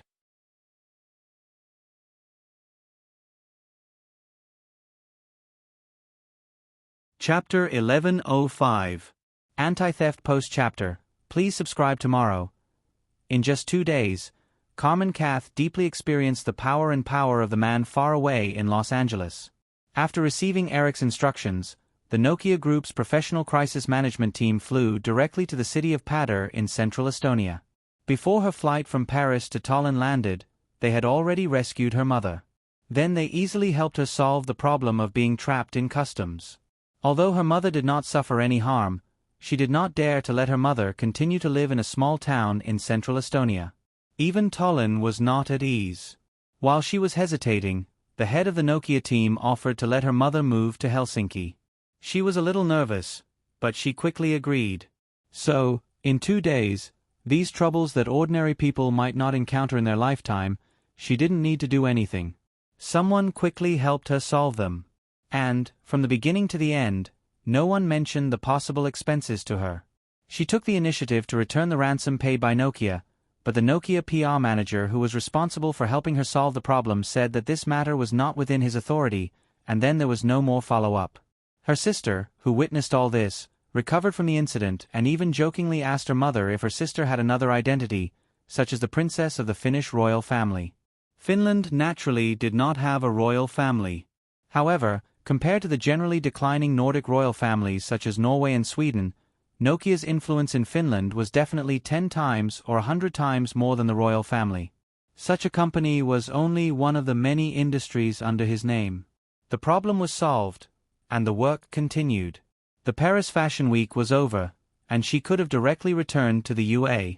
However, Paul Roland, who had already rushed over from New York, asked her to go back to Paris, saying that he wanted to introduce her to an endorsement, so she hurriedly flew back. When she got off the plane at Charles de Gaulle Airport, it was already the afternoon of March 15th. Paul Roland personally came to pick her up, followed by a pitiful assistant, Camilla. Because she rushed back to Estonia alone, Camilla, who had no passport and could only stay in Paris, was scolded by Paul Roland. "Don't be so impulsive in the future," Paul Roland habitually nagged in the car. "I know you are worried about your mother, but I clearly told you that you only need to stay in Paris and go back when the matter is solved. You haven't thought about it carefully. If you go back alone, you won't be able to help. You might even cause trouble." She listened in silence. When Paul Roland was done, she whispered, Can I say thank you to him?" This idea had been in her mind for 2 days, but she didn't have Eric's contact information at all. Although others might know, she didn't have the courage to mention it to the people in Nokia when she was in Helsinki. After knowing this, facing Paul Roland, she finally said this sentence. In just 2 days, Carmen Kath deeply experienced the power of the man far away in Los Angeles. Upon receiving Eric's instructions, the Nokia Group's professional crisis management team flew directly to the city of Pader in central Estonia. Before her flight from Paris to Tallinn landed, they had already rescued her mother. Then, he easily helped her solve the problem of being trapped at the customs. Although her mother didn't suffer any harm, she didn't dare to let her mother continue to live in a small town in central Estonia. Even Tallinn was worried. While hesitating, the head of the Nokia team took the initiative to ask her mother to move to Helsinki. She was a little nervous, but she quickly agreed. So, in 2 days, these troubles that ordinary people might not encounter in their lifetime, she didn't need to do anything. Someone quickly helped her solve them. And, from the beginning to the end, no one mentioned the possible expenses to her. She took the initiative to return the ransom paid by Nokia, but the manager of the Nokia Public Relations Department, who was responsible for helping her solve the problem, said that this matter was not within his authority, and then there was no more follow-up. Her sister, who witnessed all this, recovered from the accident and even jokingly asked her mother if her sister had another identity, such as the princess of the Finnish royal family. Finland naturally didn't have a royal family. However, compared to the generally declining Nordic royal families such as Norway and Sweden, Nokia's influence in Finland was definitely 10 times or 100 times more than the royal family. Such a company was only one of the many industries under his name. The trouble was solved, and the work continued. The Paris Fashion Week was over, and she could have directly returned to the United States. However, Paul Roland, who had already rushed over from New York, asked her to go back to Paris, saying that he wanted to introduce her to an endorsement, so she hurriedly flew back. When she got off the plane at Charles de Gaulle Airport, it was already the afternoon of March 15th. Paul Roland personally came to pick her up, followed by a pitiful assistant, Camilla. Because she rushed back to Estonia alone, Camilla, who had no passport and could only stay in Paris, was scolded by Paul Roland. "Don't be so impulsive in the future." In the car, Paul Roland habitually nagged again, "I know you are worried about your mother, but I clearly told you that you only need to stay in Paris and go back when the matter is solved. You didn't think about it carefully. If you go back alone, you won't be able to help, and you might even cause trouble." She listened in silence, and when Paul Roland finished, she whispered, Can I say thank you to him?" This idea had been in her mind for 2 days, but she didn't have Eric's contact information at all. Although others might know, she didn't have the courage to mention it to the people in Nokia when she was in Helsinki. After knowing this, facing Paul Roland, she finally said this sentence. In just 2 days, Carmen Kath deeply experienced the power and energy of the man far away in Los Angeles. After receiving Eric's instructions, the professional crisis management team of the Nokia Group flew directly to the city of Padar in central Estonia, and rescued her mother before her flight from Paris to Tallinn landed. Then, they easily helped her solve the problem of being trapped in customs. Although her mother didn't suffer any harm, she didn't dare to let her mother continue to live in a small town in central Estonia, and even Tallinn was not so assured. While hesitating, the person in charge of the Nokia team took the initiative to ask her mother to move to Helsinki. She was a little nervous, but she quickly agreed. So, in 2 days, these troubles that ordinary people might not encounter in their lifetime, she didn't need to do anything, and someone directly helped her solve them. Moreover, from the beginning to the end, no one had brought up the issue of possible expenses to her. She took the initiative to return the ransom paid by Nokia, but the manager of the Nokia Public Relations Department, who was responsible for helping her solve the problem, said that this matter was not within his authority, and then there was no more follow-up. Her sister, who witnessed all this, recovered from the accident, and even jokingly asked her mother if her sister had another identity, such as the princess of the Finnish royal family.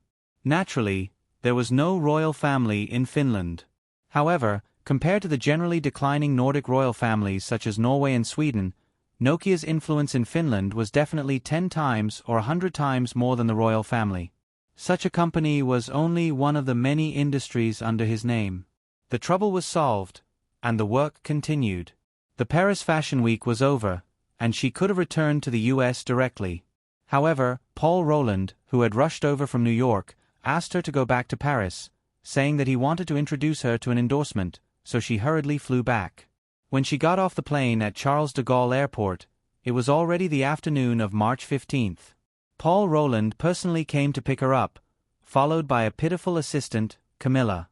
Because she rushed back to Estonia alone, Camilla, who had no passport and could only stay in Paris, was reprimanded by Paul Roland. "Don't be so impulsive in the future," Paul Roland habitually nagged after getting in the car. "I know you are worried about your mother, but I clearly told you that you only need to stay in Paris and go back when the matter is solved. You didn't think about it carefully. If you go back alone, you can't help, and may even cause trouble." She listened silently, and when Paul Roland finished, she whispered, Can I say thank you to him?" This idea had been in her mind for 2 days, but she didn't have Eric's contact information at all. Although others might know, she didn't have the courage to mention it to Nokia when she was in Helsinki. After knowing this, she finally said this sentence in front of Paul Roland. In just 2 days, Carmen Kath deeply experienced the power and energy of the man far away in Los Angeles. After receiving Eric's instructions, the professional crisis management team of Nokia Group flew directly to the city of Padar in central Estonia, and rescued her mother before her flight from Paris to Tallinn landed. Then they easily helped her solve the problem of being trapped in customs. Although her mother didn't suffer any harm, she didn't dare to let her mother continue to live in a small town in central Estonia, and even Tallinn was not so assured. While hesitating, the head of the Nokia team took the initiative to ask her mother to move to Helsinki. She was a little nervous, but she quickly agreed. So, in 2 days, these troubles that ordinary people might not encounter in their lifetime, she didn't need to do anything, and someone quickly helped her solve them. And, from the beginning to the end, no one mentioned the possible expenses to her. She took the initiative to return the ransom paid by Nokia, but the manager of the Nokia Public Relations Department who was responsible for helping her solve the problem said that this matter was not within his authority, and then there was no more follow-up. Her sister, who witnessed all this, recovered from the accident and even jokingly asked her mother if her sister had another identity, such as the princess of the Finnish royal family. There was no royal family in Finland. However, compared to the generally declining Nordic royal families such as Norway and Sweden, Nokia's influence in Finland was definitely 10 times or 100 times more than the royal family. Such a company was only one of the many industries under his name. The trouble was solved, and the work continued. The Paris Fashion Week was over, and she could have returned to the US directly. However, Paul Roland, who had rushed over from New York, asked her to go back to Paris, saying that he wanted to introduce her to an endorsement, so she hurried back. When she got off the plane at Charles de Gaulle Airport, it was already the afternoon of March 15th. Paul Roland personally came to pick her up, followed by the pitiful assistant, Camilla. Because she hurried back to Estonia alone, Camilla, who had no passport and could only stay in Paris, was reprimanded by Paul Roland. "Don't be so impulsive in the future," Paul Roland habitually nagged again after getting in the car. "I know you are worried about your mother, but I clearly told you that you only need to stay in Paris and go back when the matter is solved. You didn't think about it carefully. If you go back alone, you can't help, and may even cause trouble." She listened in silence, and when Paul Roland finished, she whispered, Can I say thank you to him?" This idea had been in her mind for 2 days, but she didn't have Eric's contact information at all. Although others might know, she didn't have the courage to mention it to Nokia when she was in Helsinki. After knowing this, facing Paul Roland, she finally said this sentence. In just 2 days, Carmen Kath deeply experienced the power and energy of the man far away in Los Angeles. After receiving Eric's instructions, the professional crisis management team of the Nokia Group flew directly to the city of Padar in central Estonia and rescued her mother before her flight from Paris to Tallinn landed. Then, they easily helped her solve the problem of being trapped in customs. Although her mother didn't suffer any harm, she didn't dare to let her mother continue to live in a small town in central Estonia, and even Tallinn was not so assured. While hesitating, the head of the Nokia team took the initiative to ask her mother to move to Helsinki. She was a little nervous, but she quickly agreed. So, in 2 days, these troubles that ordinary people might not encounter in their lifetime, she didn't need to do anything, and someone helped her solve it neatly.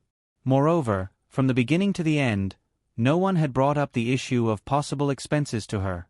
She took the initiative to return the ransom paid by Nokia, but the manager of Nokia's public relations department, who was responsible for helping her solve the problem, said that this matter was not within his authority, and then there was no more follow-up. Her sister, who witnessed all this, recovered from the accident, and even jokingly asked her mother if her sister had another identity, such as the princess of the Finnish royal family. Naturally, there was no royal family in Finland. However, compared to the generally declining Nordic royal families such as Norway and Sweden, Nokia's influence in Finland was definitely 10 times or 100 times more than the royal family. Such a company was only one of the many industries under his name. The trouble was solved, and the work continued. The Paris Fashion Week was over, and she could have returned to the US directly. However, Paul Roland, who had rushed over from New York, asked her to go back to Paris, saying that he wanted to introduce her to an endorsement, so she hurriedly flew back.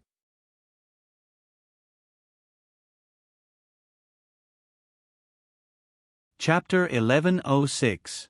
After introducing the 2 ladies, Anthony Arnault naturally turned his attention to Paul Roland. Paul Roland looked at Carmen Kath, his eyes filled with vigilance and inquiry. He did not expect that Carmen Kath would get to know the son of LVMH's boss just after he left for a while. If it was before, he would definitely be very happy to see this happen. But now, if Carmen Kath had any thoughts that she should not have, it would definitely be a disaster for him. God knew that WM had just survived a disaster. Feeling Paul Roland's gaze, Carmen Kath shrunk her neck slightly with a guilty conscience, but there was no way she could explain anything on this occasion. Delphina Arnault, who came with Paul Roland, looked at her brother solemnly introducing Carmen Kath to her and the others, but she only felt a little amused. Of course, she would not embarrass her own brother in front of outsiders. She just raised her hand to Paul Roland with a gentle expression and introduced him to Anthony Arnault. "This is Mr. Roland, he's the boss of Miss Kath's agency. What a coincidence that you and Miss Kath know each other again." Anthony Arnault recalled that Carmen Kath had just said that she was waiting for her boss. Linking it to the current situation, he immediately understood the ins and outs of the matter, and an awkward expression appeared on his face again.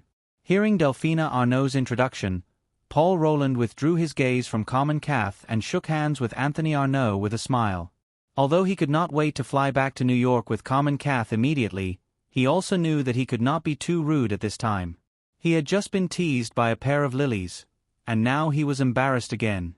Anthony Arnault was more or less angry, but he did not have the nerve to stay any longer. He casually chatted with everyone and found an excuse to leave. After Anthony Arnault left, Paul Roland finally relaxed. He brought Carmen Kath to find a seat with Delphina Arnault and Karis Baker and began to discuss Carmen Kath's endorsement of Dior's True Self perfume. Although, as Giselle said, True Self perfume was just a new perfume line, and the future was not very bright. However, this was the first project that Delphina Arnault was responsible for after joining the family business. It was crucial to establish her position in the family business as the family heir. Therefore, LVMH spared no effort in investing in Dior's product. After getting the contract as the spokesperson for Victoria's Secret Angel, Carmen Kath was destined to become one of the fastest rising supermodels in the fashion industry in the next few years. Coupled with the fact that her image and temperament were very compatible with the position of the True Self perfume, the two parties quickly agreed on the initial cooperation intention. After the discussion, Delphina Arnault and Carmen Kath left to entertain other guests. Carmen Kath finally had time to whisper to Paul Roland, "How about I turn down this endorsement?" Paul Roland was stunned when he heard Carmen Kath's words. He then shook his head and said with a smile, "There's no need for that, Carmen. You just need to know what you're doing.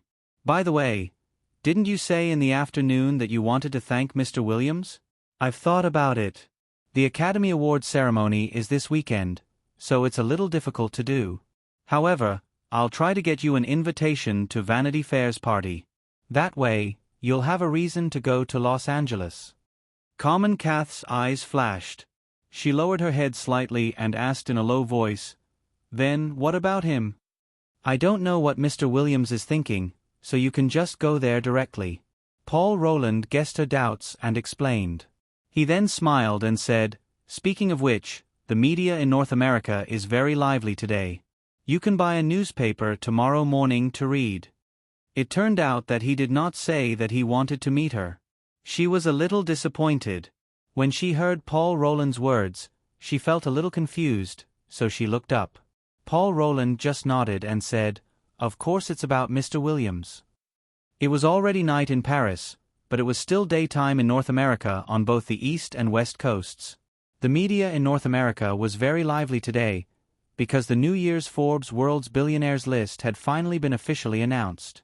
Moreover, for the first time, Forbes Corporation chose to announce the 1999 Forbes World's Billionaires list on their official website through the internet. Before this, a large number of media had already made predictions for this year's list. However, the long-established authority made the North American public and media focus on the data provided by Forbes. There was almost no suspense. Eric's name was still at the top of the list. There was also not much suspense. Eric became the first super-rich person whose personal wealth exceeded $300 billion US. 315. $5 billion US. This was the exact number that Forbes finally announced. Among them, Forbes magazine's valuation of Firefly Group had only increased by $20 billion US compared to last year, reaching $120 billion US. Eric's 73.7% stake in Firefly Group earned $88.5 billion US. In addition, the rest of Eric's wealth basically came from a series of technology companies under Firefly Investment. This asset alone was worth more than $200 billion US.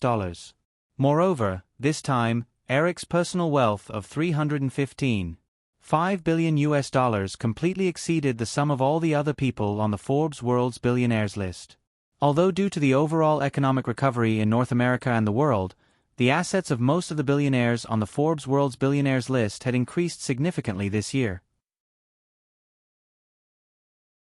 However, after Eric, the total wealth of the 9 billionaires ranked second to 10th was only $245 billion US, a gap of $70 billion US behind Eric's personal wealth. Last year, Eric's personal wealth of $136.7 billion US had already shocked the world. This year, the wealth of more than $300 billion US completely made many people lose their imagination. Most ordinary people could no longer understand what it meant to have more than $300 billion US in wealth. However, in this confusion, there was naturally a lack of sober people or people who thought they were sober. After a detailed investigation of the huge corporate assets controlled by Firefly, I feel a deep sense of fear. Because I seem to have seen a scene more terrifying than when the Rockefeller family joined forces with oil companies to control the federal energy industry. If it weren't for Steve Case's team leading the breakaway of AOL, Firefly would have almost created a complete interest chain in the internet industry. This interest chain involves the entire chain of equipment manufacturers, service providers, and content providers in the internet industry. Moreover, whether it is Cisco, AOL, or Yahoo, they are the leaders in the entire internet industry. Yahoo alone has controlled more than 70% of the market share of the most important portal platform in North America. Although the breakaway of AOL caused a heavy blow to the internet industry chain that Firefly had painstakingly built, this did not hinder the crazy expansion of Firefly in the slightest. The e-commerce platform Amazon, which also occupies the largest market share in North America, is the most important example of this. At the same time, after the acquisition of Sony's film business, Firefly has also controlled 4 of the 7 major film companies in Hollywood. The crazy invasion of Hollywood media resources has also allowed the 4 major film companies controlled by Firefly to gain more and more film market shares. Just last year, in the domestic box office of US $7 billion in North America, Firefly, Metro-Goldwyn-Mayer, and Fox shared more than US $4.5 billion in box office sales, with a market share of nearly 65%. It is conceivable that once Columbia Pictures, which owns famous series such as Men in Black, recovers, the entire Firefly will also gain a near-monopoly market advantage in Hollywood. If everyone thinks that the strength of Firefly is limited to these 2 aspects, then they are very wrong. In the process of research, the author also found that although Eric Williams's overall layout of the internet industry failed due to the breakaway of AOL, this amazing young man, who is really like an alien, is quietly making an exquisite layout for another important technology field, which is the mobile communications industry. Moreover, in the process, Eric Williams showed a forward-looking vision that even the author couldn't help but be amazed. 7 years ago, when digital communication technology was just emerging, Eric Williams spent a huge sum of money to buy 51% of the shares of the mobile communications department of Nokia Group in Finland, achieving absolute control of this mobile communications equipment manufacturer. Moreover, Firefly only paid US $420 million for 51% of the shares. 7 years later, Nokia Group grew into the world's largest mobile communications equipment and handset manufacturer, with a market value of more than US $60 billion. 5 years ago, Eric Williams again invested in another company that was very inconspicuous at that time, Qualcomm. This investment was even more like a stroke of genius before the author arrived. Because when the world's major communication equipment manufacturers are still frantically competing for the second-generation digital communication technology patents, Qualcomm has unknowingly controlled thousands of third-generation digital communication technology patents, forming a patent barrier that the entire mobile communication industry can't cross even if it wants to take a step forward. Here, if the reader is interested, you can explore the difference between Qualcomm's CDMA technology and the second-generation FDMA technology, and you will realize that the author is not exaggerating. Moreover, at this time, the entire mobile communications industry obviously woke up. According to the data provided by the Forbes list, last year, the market value of Qualcomm was only US $5.76 billion. In just 1 year, the market value of Qualcomm had skyrocketed to US $28.6 billion in the process of Forbes magazine statistics of Eric Williams' personal wealth. Finally, Firefly also invested in the Sprint Group, one of the 3 major telecommunications operators. Although Sprint is the weakest among AT&T, Verizon, and Sprint, it is not difficult to find that in the mobile communications license auction process, Sprint spent a huge amount of money to obtain more photos than AT&T and Verizon combined. If we consider Eric Williams's layout of the mobile communications industry, then it is reasonable for Firefly to invest in Sprint. At present, the market value of the Sprint Group also reached US $56 billion. Compared to 3 years ago, the stock price has increased by more than 500%. There is no doubt that Eric Williams has made the right bet again. Or, I even think that Eric Williams is not betting at all. He seems to be able to see the future. Then let's look back. Nokia, a mobile communications equipment manufacturer, Qualcomm, a mobile communications technology developer, Sprint, a mobile communications network operator. The combination of the 3 is similar to Eric Williams's layout of the 3 giants of the internet industry: Cisco, AOL, and Yahoo. Although there is a very serious bubble in the Nasdaq market, which is almost everyone's consensus, This market has completely broken away from the scope of economic fundamentals at this time and has become a carnival paradise for speculators.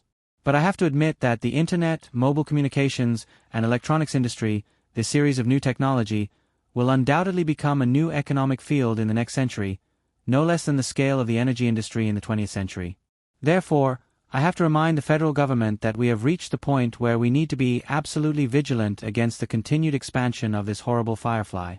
Otherwise, in the next 100 years, the entire North America, and even the entire world, will be shrouded in the shadow of this firefly.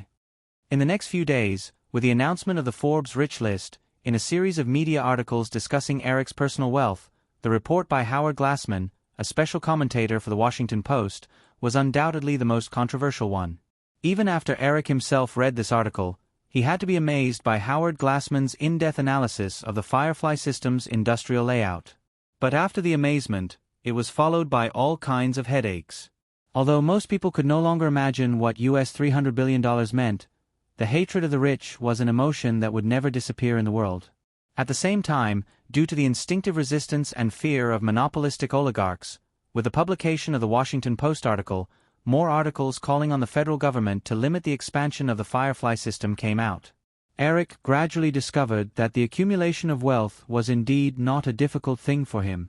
Perhaps, for a long time in the future, how to protect the wealth he already had was the real test for him. Of course, this storm of controversy did not only bring pressure to the Firefly system. Because of the article in the Washington Post and the subsequent large-scale media discussion around the Firefly system, the stock prices of all listed companies involved in the Firefly system rose significantly. From March 15th to the end of the trading day on March 19th, in just 1 week, with the overall rise of the Firefly system's technology stocks, the Nasdaq index officially broke through the 3,000 mark.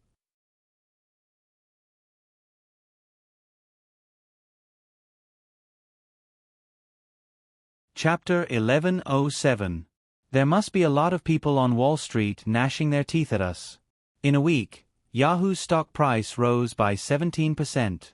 Major short funds lost more than US $3.1 billion because of this. A lot of highly leveraged short funds were liquidated. Firefly Cineplex, a small conference room. Chris, who was far away in New York, said as soon as the video conference equipment was connected. Eric sat in the leather chair and waited for the secretary to serve coffee to him and Katzenberg before looking at the monitors. The conference room was connected to Yahoo's headquarters in Boston, ABC's headquarters in New York, and Chris's office. But there will definitely be people who will be grateful to us. US $3.1 billion isn't a small amount. Eric picked up his coffee and noticed Emily's figure behind Chris. He smiled and greeted her. "Hey Amy, it's Saturday today. Aren't you at home?" Emily reached out and took a folder from Chris's desk.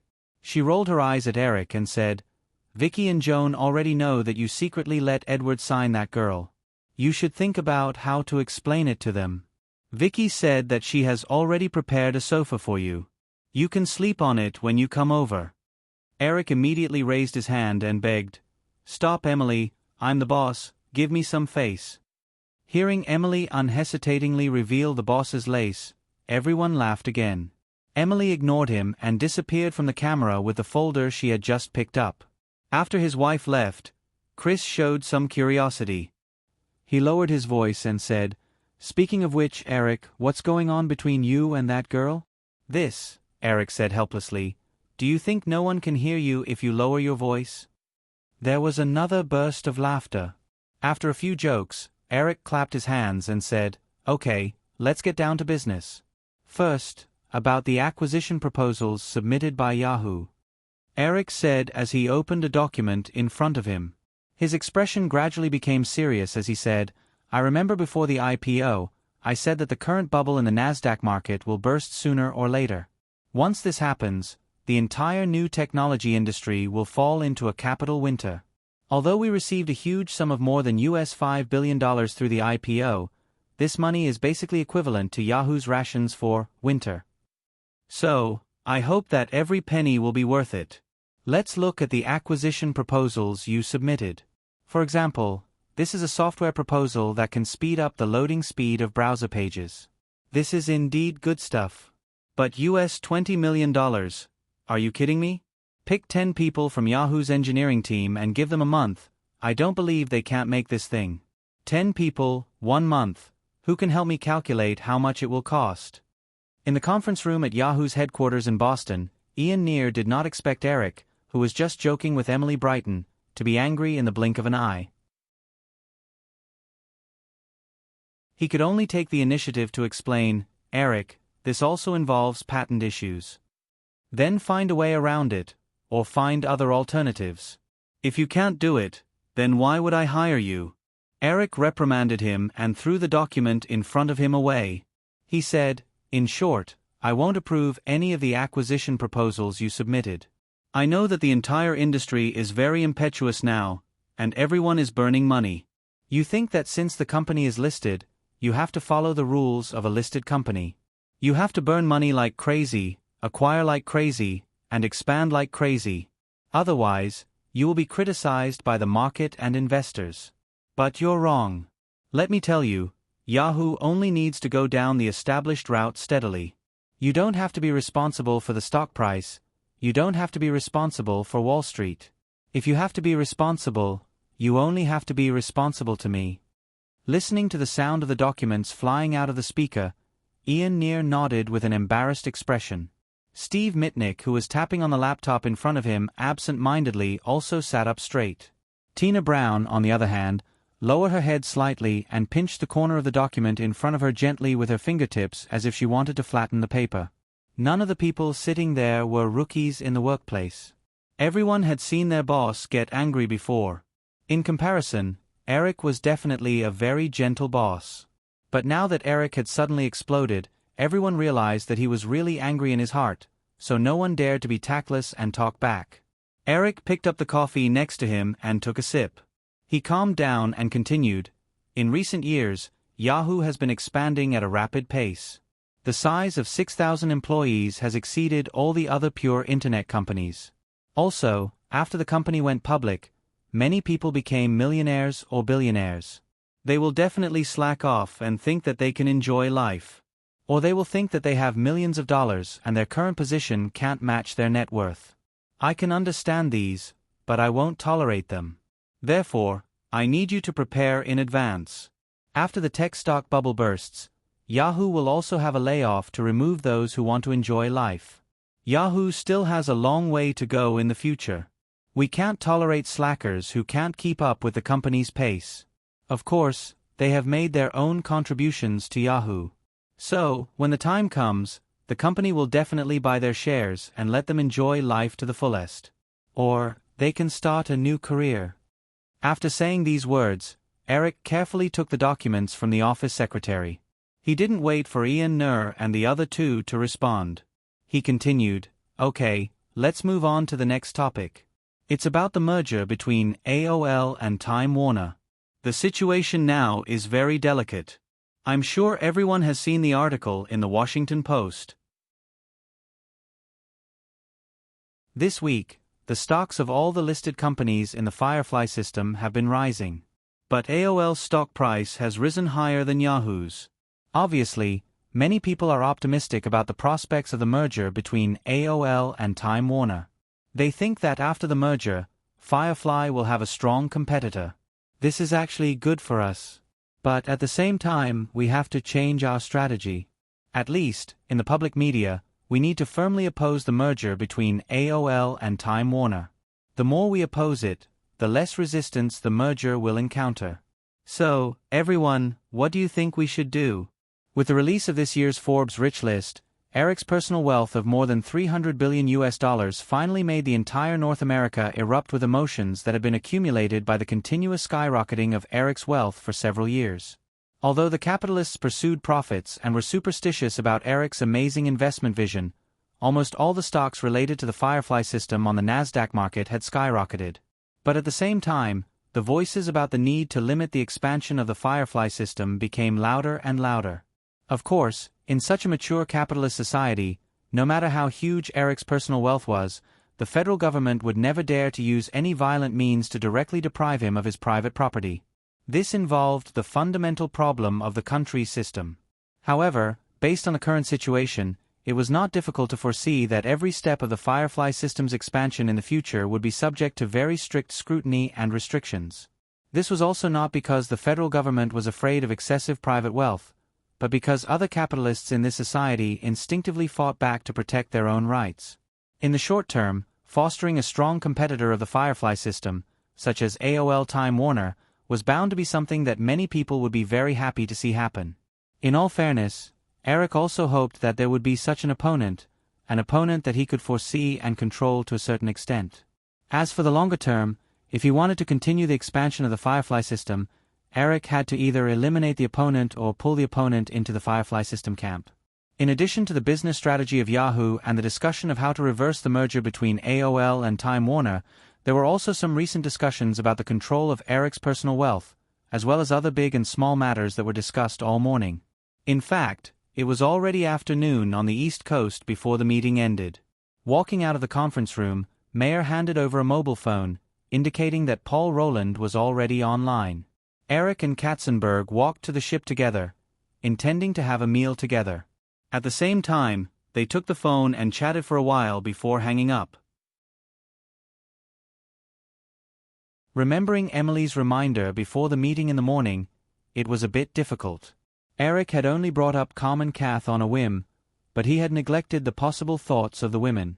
Virginia and Joanna had always rarely asked about his affairs outside, but the last time Carm and Kath came, it really scared the children.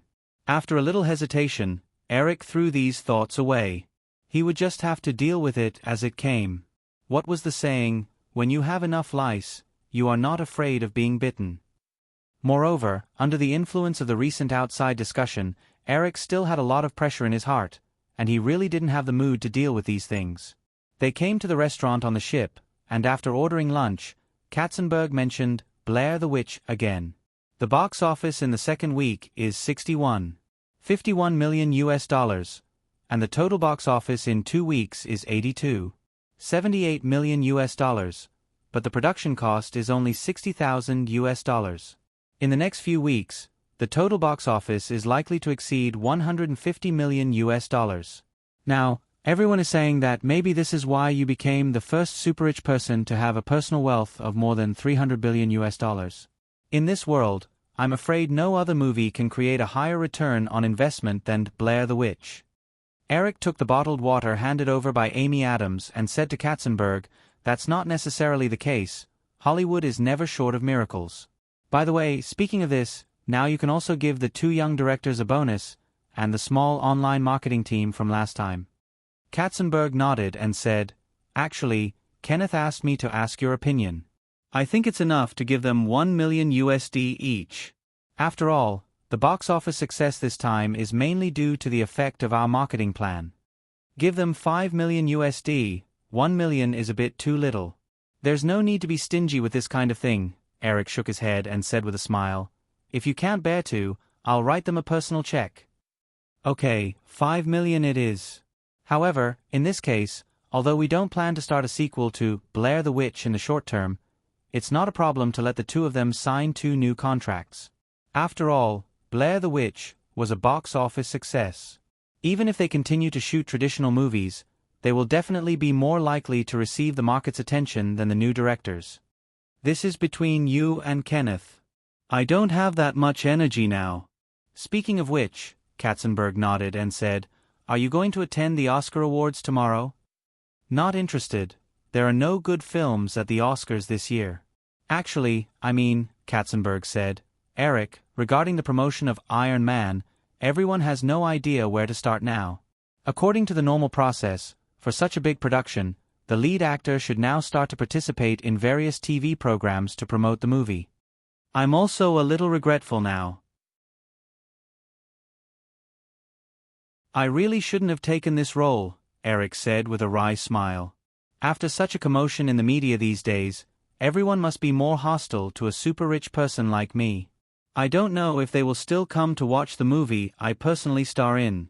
I've thought about whether to adjust the Marvel Cinematic Universe plan and marginalize the role of Iron Man. If it's necessary, we really have to do this, but it's hard to say. Iron Man is mainly targeted at young audiences. This part of the audience may worship the miracle of wealth you have created more. Katzenberg's expression also showed some agreement, but his tone did not have the regret in Eric's tone. After all, Iron Man was originally just a second-tier superhero in Marvel. The reason why it was so successful in the original spacetime, leading to Iron Man's fame to be on par with Spider-Man, the Fantastic Four, and the X-Men series, was mainly due to chance. But now, since the situation had changed too much, it was necessary to make temporary adjustments. Eric also hesitated for a moment and said, "Well, I have to do what needs to be done. I'll attend the Oscars tomorrow. I'll ask Carly to arrange it later. In addition, let Bowie start planning the publicity activities as usual. I'll try my best to cooperate." "Okay," Katzenberg responded. Amy served their lunch. The conversation paused for a moment, then Katzenberg said, "Do you have plans tonight?" "If you're free, I've prepared a small party at home." Eric shook his head with a smile and said, "I have to go to San Francisco in the afternoon to discuss the equity incentive plan for Firefly Electronics. I might not be back tonight."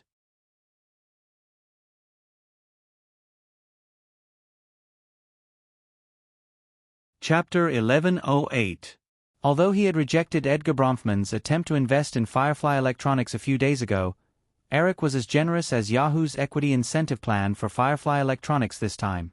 After careful consideration, Eric finally decided to sell 12.5 million shares of Firefly Electronics' 250 million shares at a low price to the core executives and elite employees of Firefly Electronics. 12.5 million shares were equivalent to 5% of Firefly Electronics' total share capital. According to the industry's valuation of Firefly Electronics of about $30 billion, the value of this equity reached $1.5 billion, which was 50% higher than the total value of the shares awarded when Yahoo implemented the 20% equity incentive plan. Firefly Electronics rose too quickly. They did not sign an equity incentive contract like Yahoo's in advance. Due to tax avoidance and other considerations, this equity incentive was not given for free. However, Eric only sold the shares at a low price based on a price-to-earnings ratio of about 10 times. The price per share was only $32, which was about a quarter of the market price of $120. Moreover, the executives and employees who had the right to subscribe only needed to apply for a zero-interest loan from Firefly Investments to pay for the subscription. In the future, they would repay it through the company's dividends. In fact, they did not have to pay a single cent. Of course, it was easy to get, but this stock was also accompanied by very strict restrictive terms.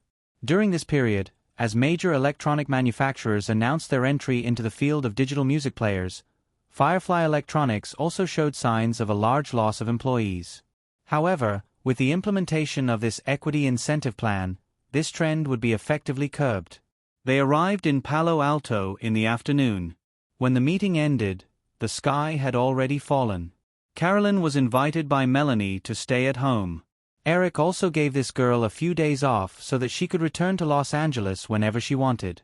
After attending a cocktail party hosted by Larry Ellison in the evening, Eric returned to Atherton's residence with Mayer, who had accompanied him to the party. It was almost 11 o'clock. Along with the turbulent boom of the Nasdaq market, the entire Silicon Valley was obviously filled with an impetuous atmosphere. The wealthy district of Atherton, which should have been quiet at this time, was still very noisy at this time. Eric's car shuttled through Atherton Street. From time to time, there would be men and women who clearly wanted to continue on the road. In more brightly lit mansions, the endless parties were still going on. Just 2 months after 1999, more than 100 large and small technology companies had IPOs on the Nasdaq market. People who didn't experience this period might find it hard to believe this craziness, but it was a fact. Some technology companies could even easily raise millions of dollars through a business plan that only existed on a PowerPoint presentation. Therefore, a large number of millionaires and even billionaires became rich overnight. The car drove into Eric's mansion in Atherton. After getting out of the car, Eric was surprised to hear faint noises coming from the neighboring mansion. He even heard women screaming.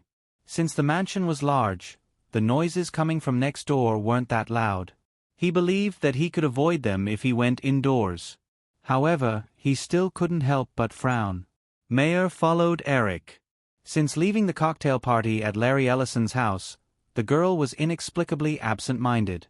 However, when she noticed the expression on Eric's face, Mayer skillfully explained, "Next door is Jean-Louis Gassi, the founder of the B Company. He was originally an executive at Apple, but was later kicked out by Steve Jobs. A few years ago, Apple almost adopted the BEOS operating system developed by Jean-Louis Gassi. However, the other party asked for 15% of Apple shares, so the CEO at the time, John Sculley, didn't approve the cooperation plan. However, the B Company has also recently gone public. The antitrust investigation of Microsoft has made the stock of other operating system companies on the market very popular. The market value of the B Company has also recently exceeded $1 billion. Eric just nodded. He was not interested in these desktop operating systems that were destined to be eliminated. When he walked into the mansion with Mayer, the faint noise completely disappeared. He took off his suit, loosened his tie, and lay comfortably on the sofa in the living room. "Mary, help me play a song. See if you can guess what song I want to listen to right now." Mayer helped Eric hang up his suit. She planned to go to the kitchen to pour a glass of water for Eric. "He still drank a lot tonight." Hearing this sentence, the girl turned to the digital stereo in the corner of the living room. This was a music player product developed by the R&D department of Firefly Electronics. However, Eric did not want Firefly Electronics to be distracted by the product line other than the portable music player, so he rejected it. However, he still left a very beautiful prototype in the mansion. After just a moment, the low and slow accompaniment of "Young and Beautiful" began to play. Seeing all the prosperity, experiencing the vicissitudes of life, my heart is languid, indulging in luxury, drinking from cup to cup, like smoke passing by. Midsummer night. Late July. We are young and frivolous, not afraid of the long years. We indulge in time, until the evening lights are on. Satisfied, Eric moved his body on the sofa and rested his head on a pillow. He kicked off the leather shoes on his feet and casually crossed his legs on the armrest on the other side of the sofa, enjoying the music that filled the air around him. After a while, a faint woman's fragrance wafted into his nose. Eric opened his eyes. Mayer appeared beside him, holding a glass of water in her hand. She leaned over and handed it to him, a light strand of blonde hair hanging down. Eric did not take the glass of water.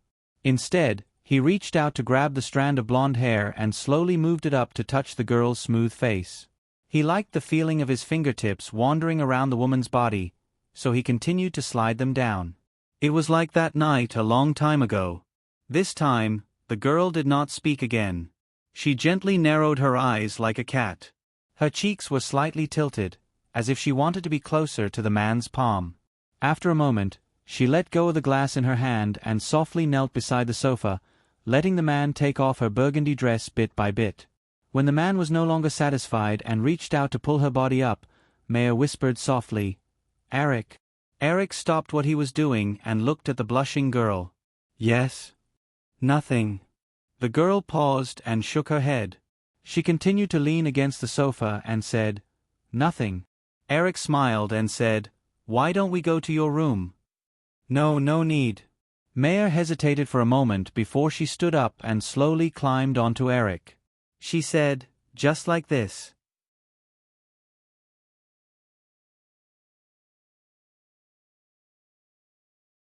Chapter 1109. Early Morning. When he woke up, he found Mayer beside him hugging a pillow with her chin resting on her arms, staring at him. Eric smiled and reached out to pull the girl's naked body over to him.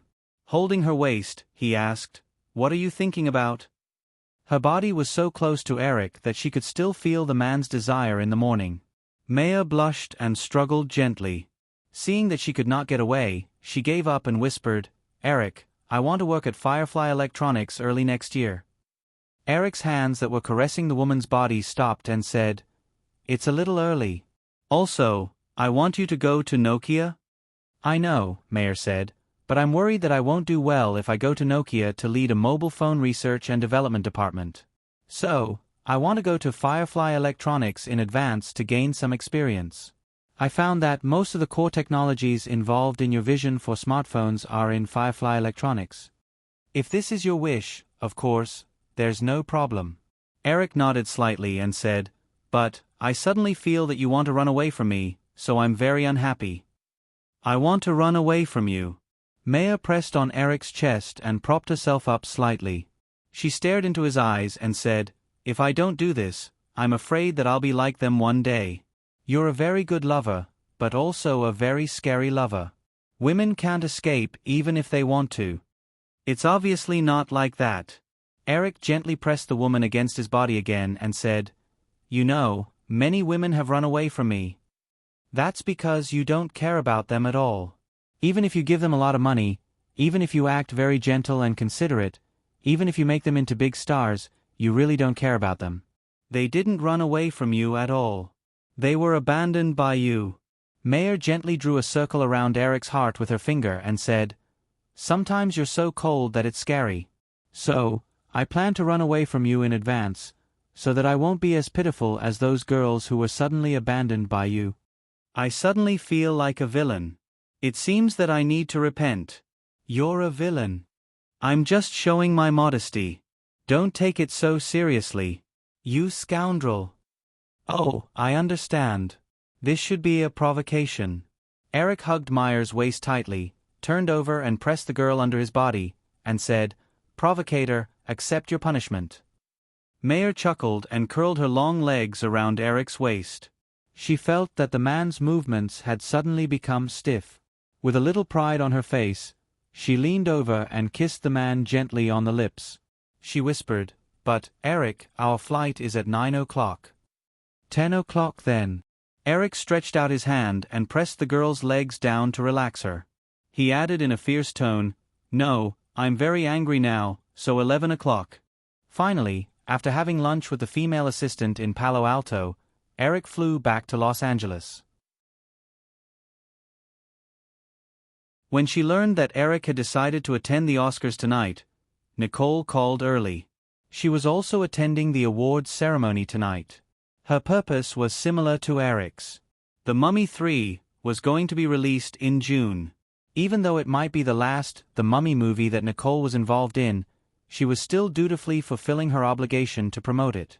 As for the other women, they might attend the Vanity Fair party after the Oscars, but they were not interested in attending the awards ceremony.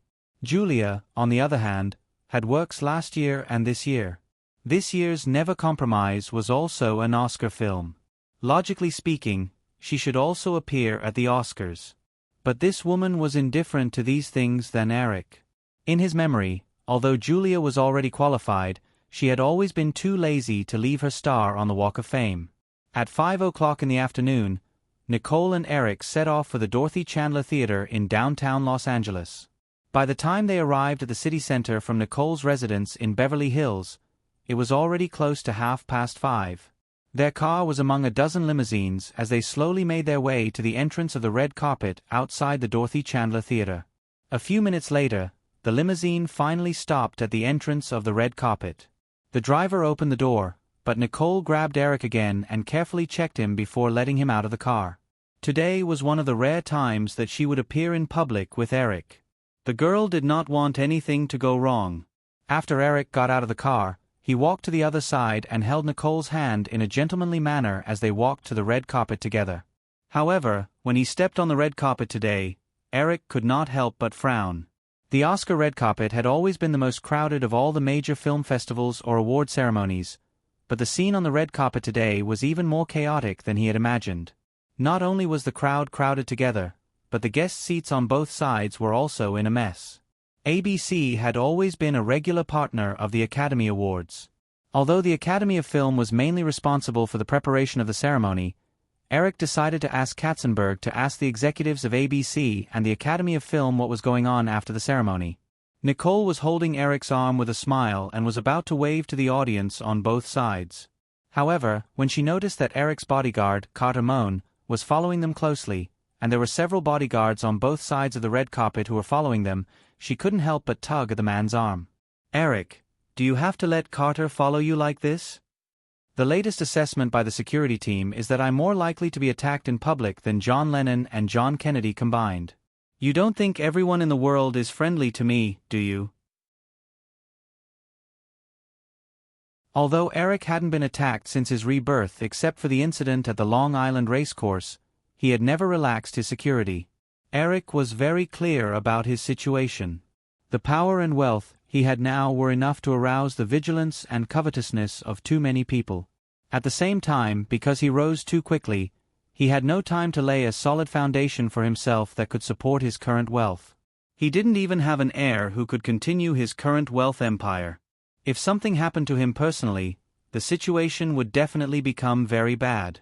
Nicole couldn't figure out so many things at the moment, but when she heard the names John Lennon and John Kennedy, the girl subconsciously glanced around and looked a little nervous. But she quickly pinched Eric's arm gently and teased, "I think you're worried that some girl will jump out of the crowd and bite you." When Nicole said this, Eric remembered the call from Paul Rowland yesterday. He looked at Carter Moan behind him and wanted to say something, but realized that it was not the right time, so he had to put the idea away for the time being. The red carpet this time was really messy, and they had to deal with the guests who came up to greet them from time to time. Eric and Nicole were a little impatient from the crowd. Ignoring the reporters on both sides who were frantically urging them to stay, they quickened their pace and soon arrived at the end of the red carpet. Seeing Eric and Nicole appear, Nicole's agent, Pi Kingsley, and an ABC director with headphones came up together to greet them. Nicole had already arranged for an interview on the red carpet in advance. In front of them was the last interview point at the end of the red carpet, and it was also the only more formal interview point that Eric saw today. According to convention, there should be 3 interview points on the red carpet at the Oscars, set at the entrance, middle, and end, but Eric did not notice where the first 2 interview points were, which was why he was very dissatisfied with this red carpet ceremony. Moreover, although he did not pay much attention to these things, Eric still remembered the names of several common hosts who participated in the Oscars, such as the veteran Robin Roberts of ABC Group, and others. But at this time, the interview stage was hosted by a tall blonde woman. She was very young, had a beautiful face, and wore a pink wide-shoulder, low-cut dress. Her figure and appearance were even better than most of the female stars on the red carpet. However, Eric was not in the mood to appreciate the beauty at this time. Instead, his expression was a little gloomy. Pi Kingsley nodded at Eric, whispered a few words to Nicole, and then stepped aside. The ABC director motioned to the 2 of them and said, "Mr. Williams, Miss Kidman, please come over here. You can go up." Eric held Nicole's hand and let her go up the stage.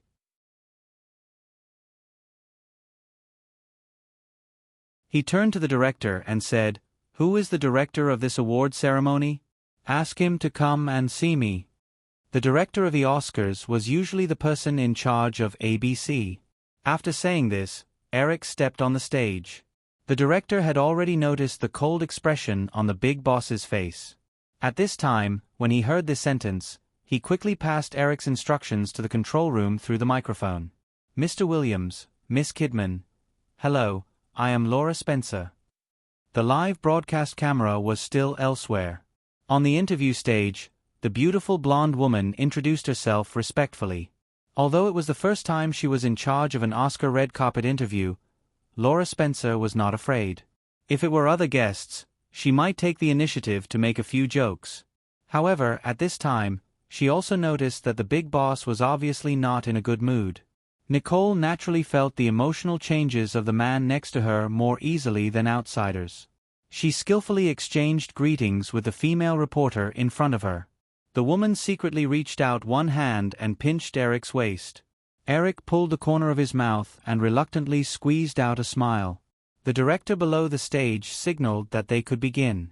The 3 of them adjusted their positions and began the interview seriously. As usual, they talked about Nicole's dress and makeup today, as well as the upcoming movie, The Mummy 3.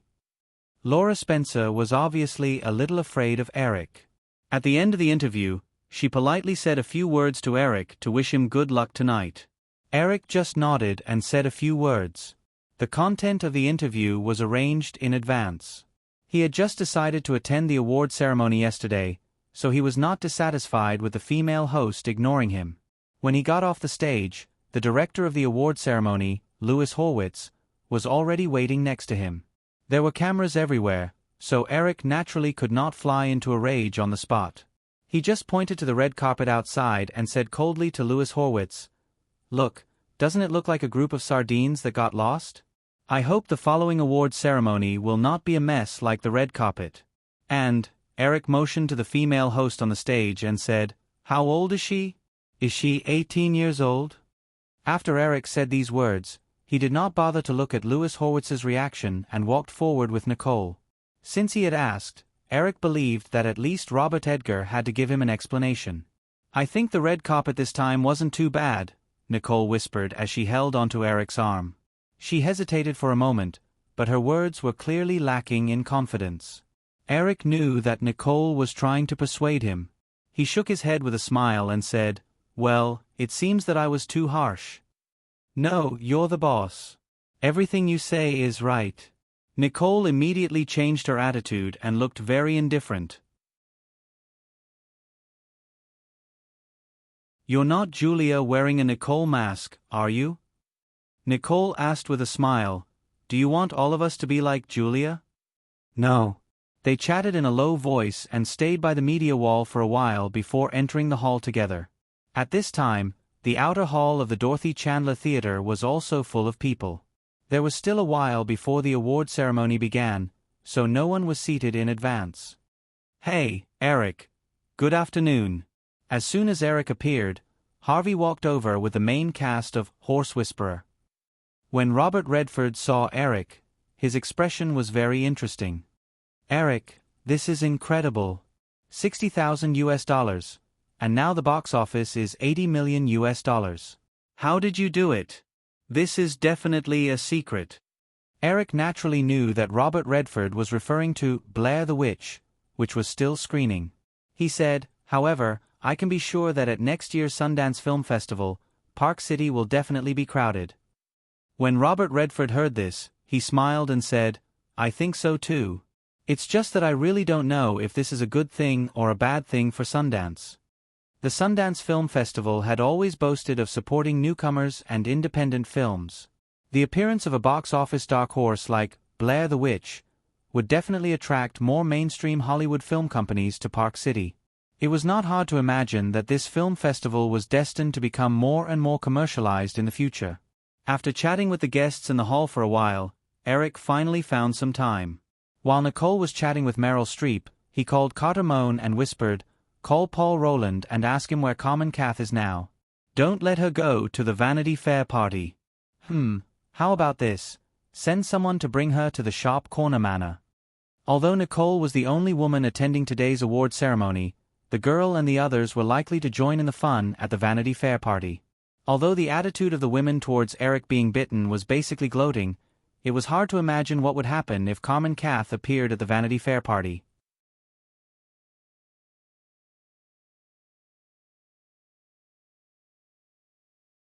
Chapter 11:10. At 6 o'clock in the afternoon, the awards ceremony officially began. The host for this year's award ceremony was still Billy Crystal. However, perhaps because there were too few highlights in this year's nominees, Billy Crystal pretended to go on stage with a DV. He claimed that he planned to shoot an ultra-low-cost film with a zero budget. He still had the DV receipt in his hand, and he could return it after the shoot was completed. He was obviously making fun of Blair the Witch, which was creating a box office miracle. The joke was indeed good. However, the award ceremony that followed was a bit lackluster. Under the powerful PR attack of the Wayne Stan brothers, Horse Whisperer, which was already full of controversy during the nomination stage, won several important awards such as Best Film and Best Director. Eric believed that in the coming days, there would definitely be a wave of discussion in the media about the fairness of the Oscars. At the same time, the Academy realized that Mike Myra's life would not be easy in the next few years. As for Firefly's Elizabeth, the result was even more unexpected. Although it was nominated for several major awards, it did not win anything in the end. Eric originally thought that Cate Blanchett might have a chance to win the Best Actress Oscar on her first nomination, but he underestimated how conservative the Oscars judges were. This time, the Best Actress award finally fell to the veteran British actress, Judi Dench. As soon as the ceremony ended, Eric was stopped by the director of the award ceremony, Lewis Horwitz, who took him to see the female host named Laura Spencer on the red carpet. Robert Iger also called from New York. Eric had something to deal with here, so he sent Nicole to the Vanity Fair party at the Hilton Hotel. He answered Robert Iger's call backstage at the award ceremony and took a resume file from Lewis Horwitz. He looked at the content and could not help but glance at Lewis Horwitz and Laura Spencer. "I just mentioned it and they sent this woman's resume over. What are they trying to do? Prove that this woman is 18 years old?" Lewis Horwitz noticed Eric's eyes and felt a little bitter. Before the award ceremony was over, Lewis Horwitz received a call from his colleagues at the ABC headquarters in New York. The ratings for the live broadcast of the Oscars were terrible. The lowest number of viewers had dropped to 37 million, and the average number of viewers was unlikely to exceed 40 million. As one of the well-known producers of ABC, Lewis Horwitz had directed the Academy Awards more than once, but he didn't expect what happened tonight. In the past 10 years, the average viewership of the Oscars had never been lower than 40 million. However, everyone knew that this was mainly because this year's Oscar nominees were too lacking. However, the big boss called him over before the award ceremony and criticized the mess on the red carpet in front of him. Most importantly, he said, "I hope the following award ceremonies won't be as messy as the red carpet." Lewis Horwitz did not know if the award ceremony was a mess in his boss's mind, but the minimum number of viewers of 37 million was definitely a mess. This made Lewis Horwitz very nervous. He had to call New York in a hurry, hoping that Robert Iger, who had promoted him, could say a few words for him. Eric found a random sofa and sat down. He ignored Lewis Horwitz and Laura Spencer standing next to him. He crossed his legs and placed Laura Spencer's resume on his lap while talking to Robert Iger on the phone. The staff members who were wrapping up the awards ceremony noticed what was going on and tactfully stayed far away from them. Robert Iger's explanation made Eric dumbfounded. This year's terrible red carpet ceremony was ultimately due to this year's lackluster nominees. Due to the low popularity of this year's Oscar-nominated films, it seriously affected the enthusiasm of advertisers. The bidding price for this award ceremony also hit a record low. Usually, the bidding price for every 30 seconds was about $1.2 million, but this year, it was only a little more than $1 million. With a significant drop in advertising revenue, the Academy cut the budget of this award ceremony and even shortened the Oscar red carpet from 200 meters to less than 150 meters. The Oscar red carpet had always been the most crowded of the major film ceremonies. This time, it was suddenly shortened by a quarter, but the number of guests did not decrease at all. It would be strange if it was not chaotic. Although Eric was dissatisfied with the Academy's stingy decision to shorten the length of the red carpet, he could not intervene too much. Firefly's reputation in Hollywood was already too strong. Criticizing the Academy over such trivial matters was likely to cause unnecessary speculation from all sides. That was simply looking for trouble for themselves. After Robert Iger explained, he took the initiative to mention Laura Spencer. Eric then opened the resume on his lap. It turned out that last year, the two ace anchors of ABC's daytime news program, Good Morning America, Joan Langdon and Charles Gibson, left one after another. Before that, Good Morning America had always been the highest-rated program in the morning time slot, which was also closely related to the popularity of the two ace anchors. After the departure of the two, the ratings of Good Morning America suffered a heavy blow. During this time, the ratings of this program were even surpassed by NBC's Today Show, which had been firmly suppressed for 10 years. In order to revive the ratings of Good Morning America, ABC management was making adjustments to the program. Laura Spencer was one of the national correspondents who had just been promoted. The arrangement of Laura Spencer as the host of the Oscar red carpet was also to increase the popularity of the other party and indirectly increase the attention of Good Morning America. After listening to Robert Iger's explanation, Eric was relieved.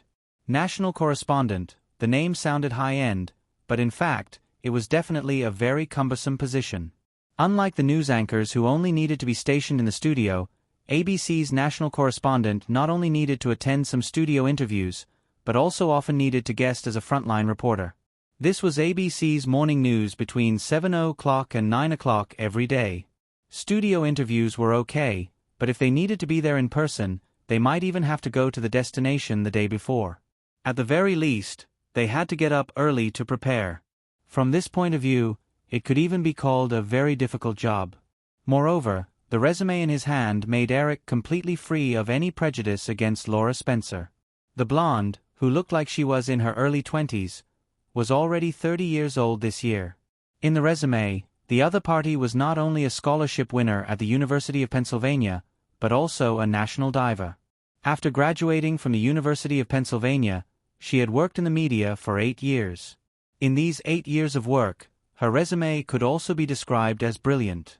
She could skillfully cope with the work of reporters, producers, photographers, editors, and so on. She even received the evaluation of a one-man band. A one-man band, one person, one band. With a little understanding, one would know how high the evaluation was. Eric had always admired women who were both beautiful and hardworking because there were too few women who could do both. After chatting for more than 10 minutes, Eric hung up the phone with Robert Iger. He got up and handed the resume in his hand to Louis Horwitz.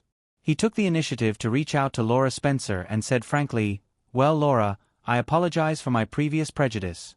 You are really outstanding."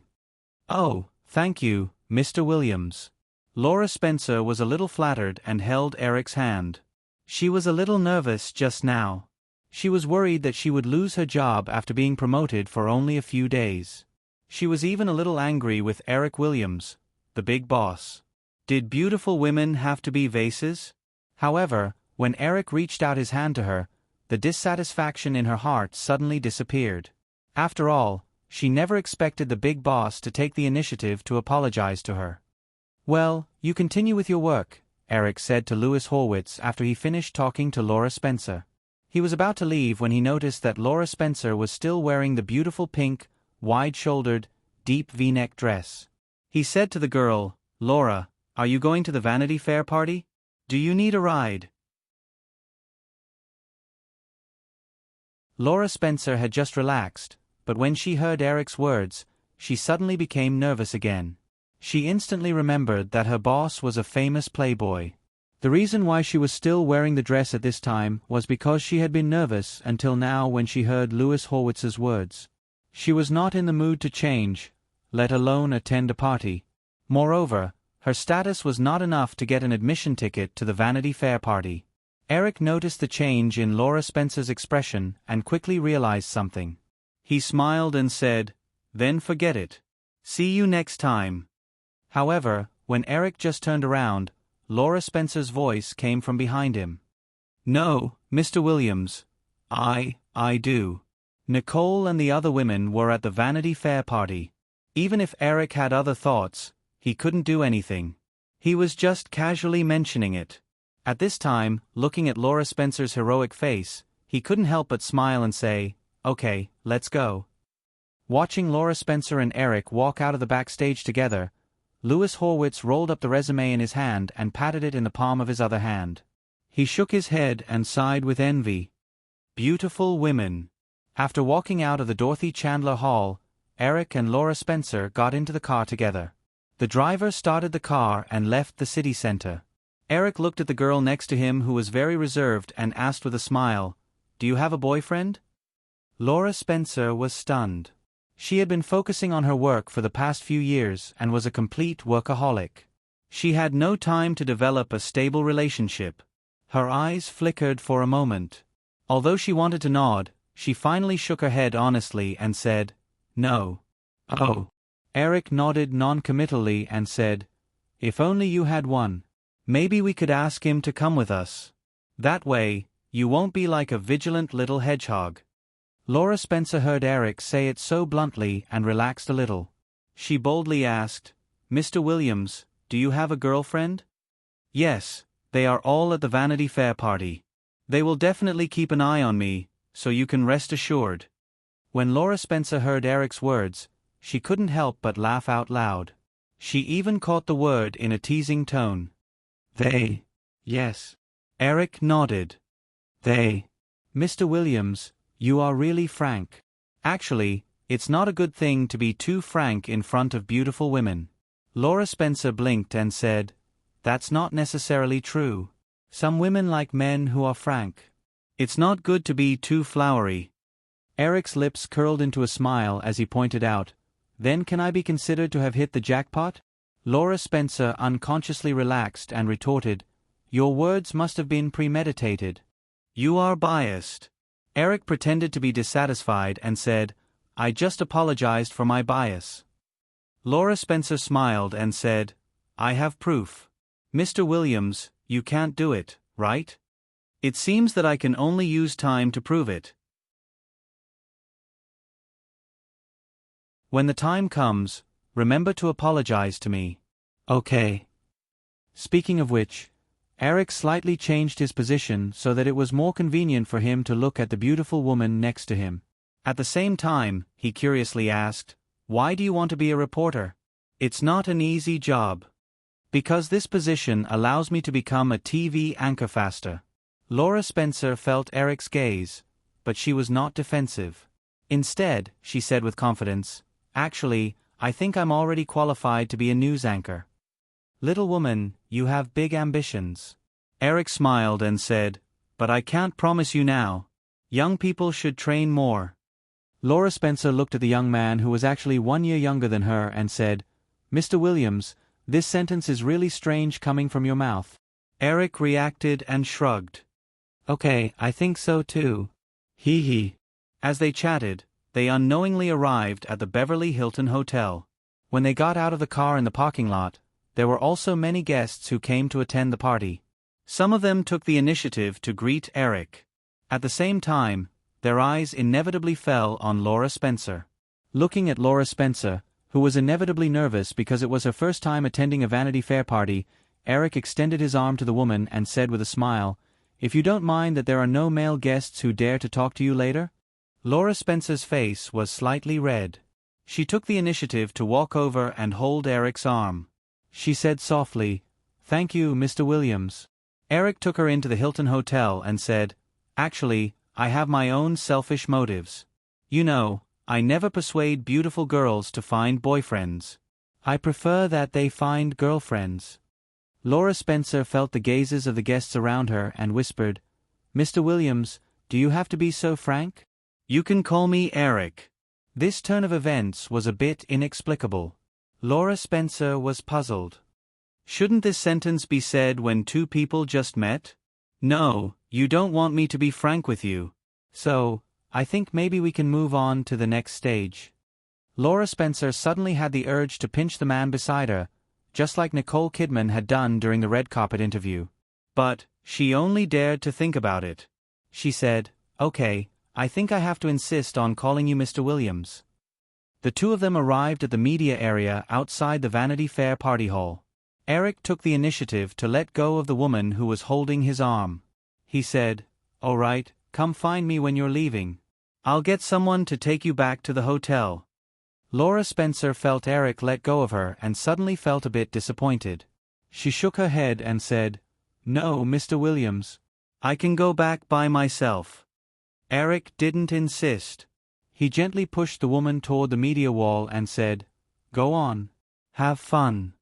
Laura Spencer walked to the media wall. The reporters' cameras fell on her like crazy. The woman's eyes couldn't help but follow the man's figure around the interview area until he disappeared at the entrance of the party hall.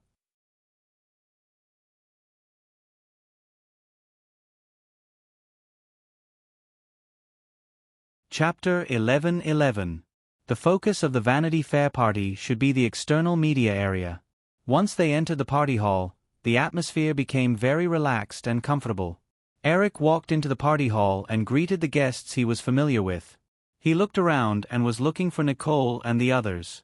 The CEO of Columbia Pictures, Bill Mechanic, walked over with a middle-aged man wearing black-rimmed glasses. Recognizing that the middle-aged man was the director of the Men in Black series, Barry Sonnenfeld, Eric went up to him. After approaching, Barry Sonnenfeld took the initiative to reach out to Eric and greeted him with a smile. "Good evening, Mr. Williams." "Hello, Barry." Eric shook hands with Barry Sonnenfeld and reached out to Bill Mechanic.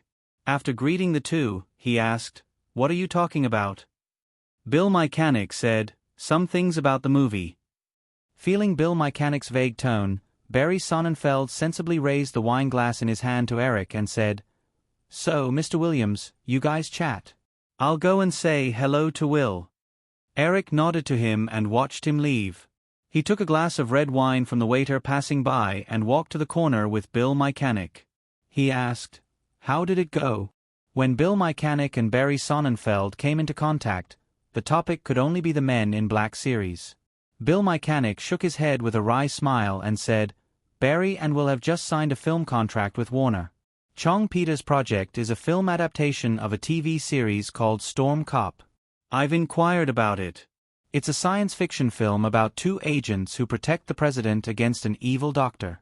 It's set 100 years ago. Moreover, I think Warner is obviously copying the model of Men in Black this time. In addition to Chong Peters, Barry, and Will, Warner also intends to use another male protagonist similar to Tommy Lee Jones. Science fiction film, 2 male protagonists, comedy style. Except that the aliens are replaced by mechanical monsters made by Dr. Evil, the other elements are exactly the same." When Eric heard Bill Mechanic's words, he couldn't help but frown. A few years ago, after Sony removed the two Helmers of Columbia, Peter Guber and John Peters, from their positions, Peter Guber, who had reaped the benefits, was already enjoying his retirement.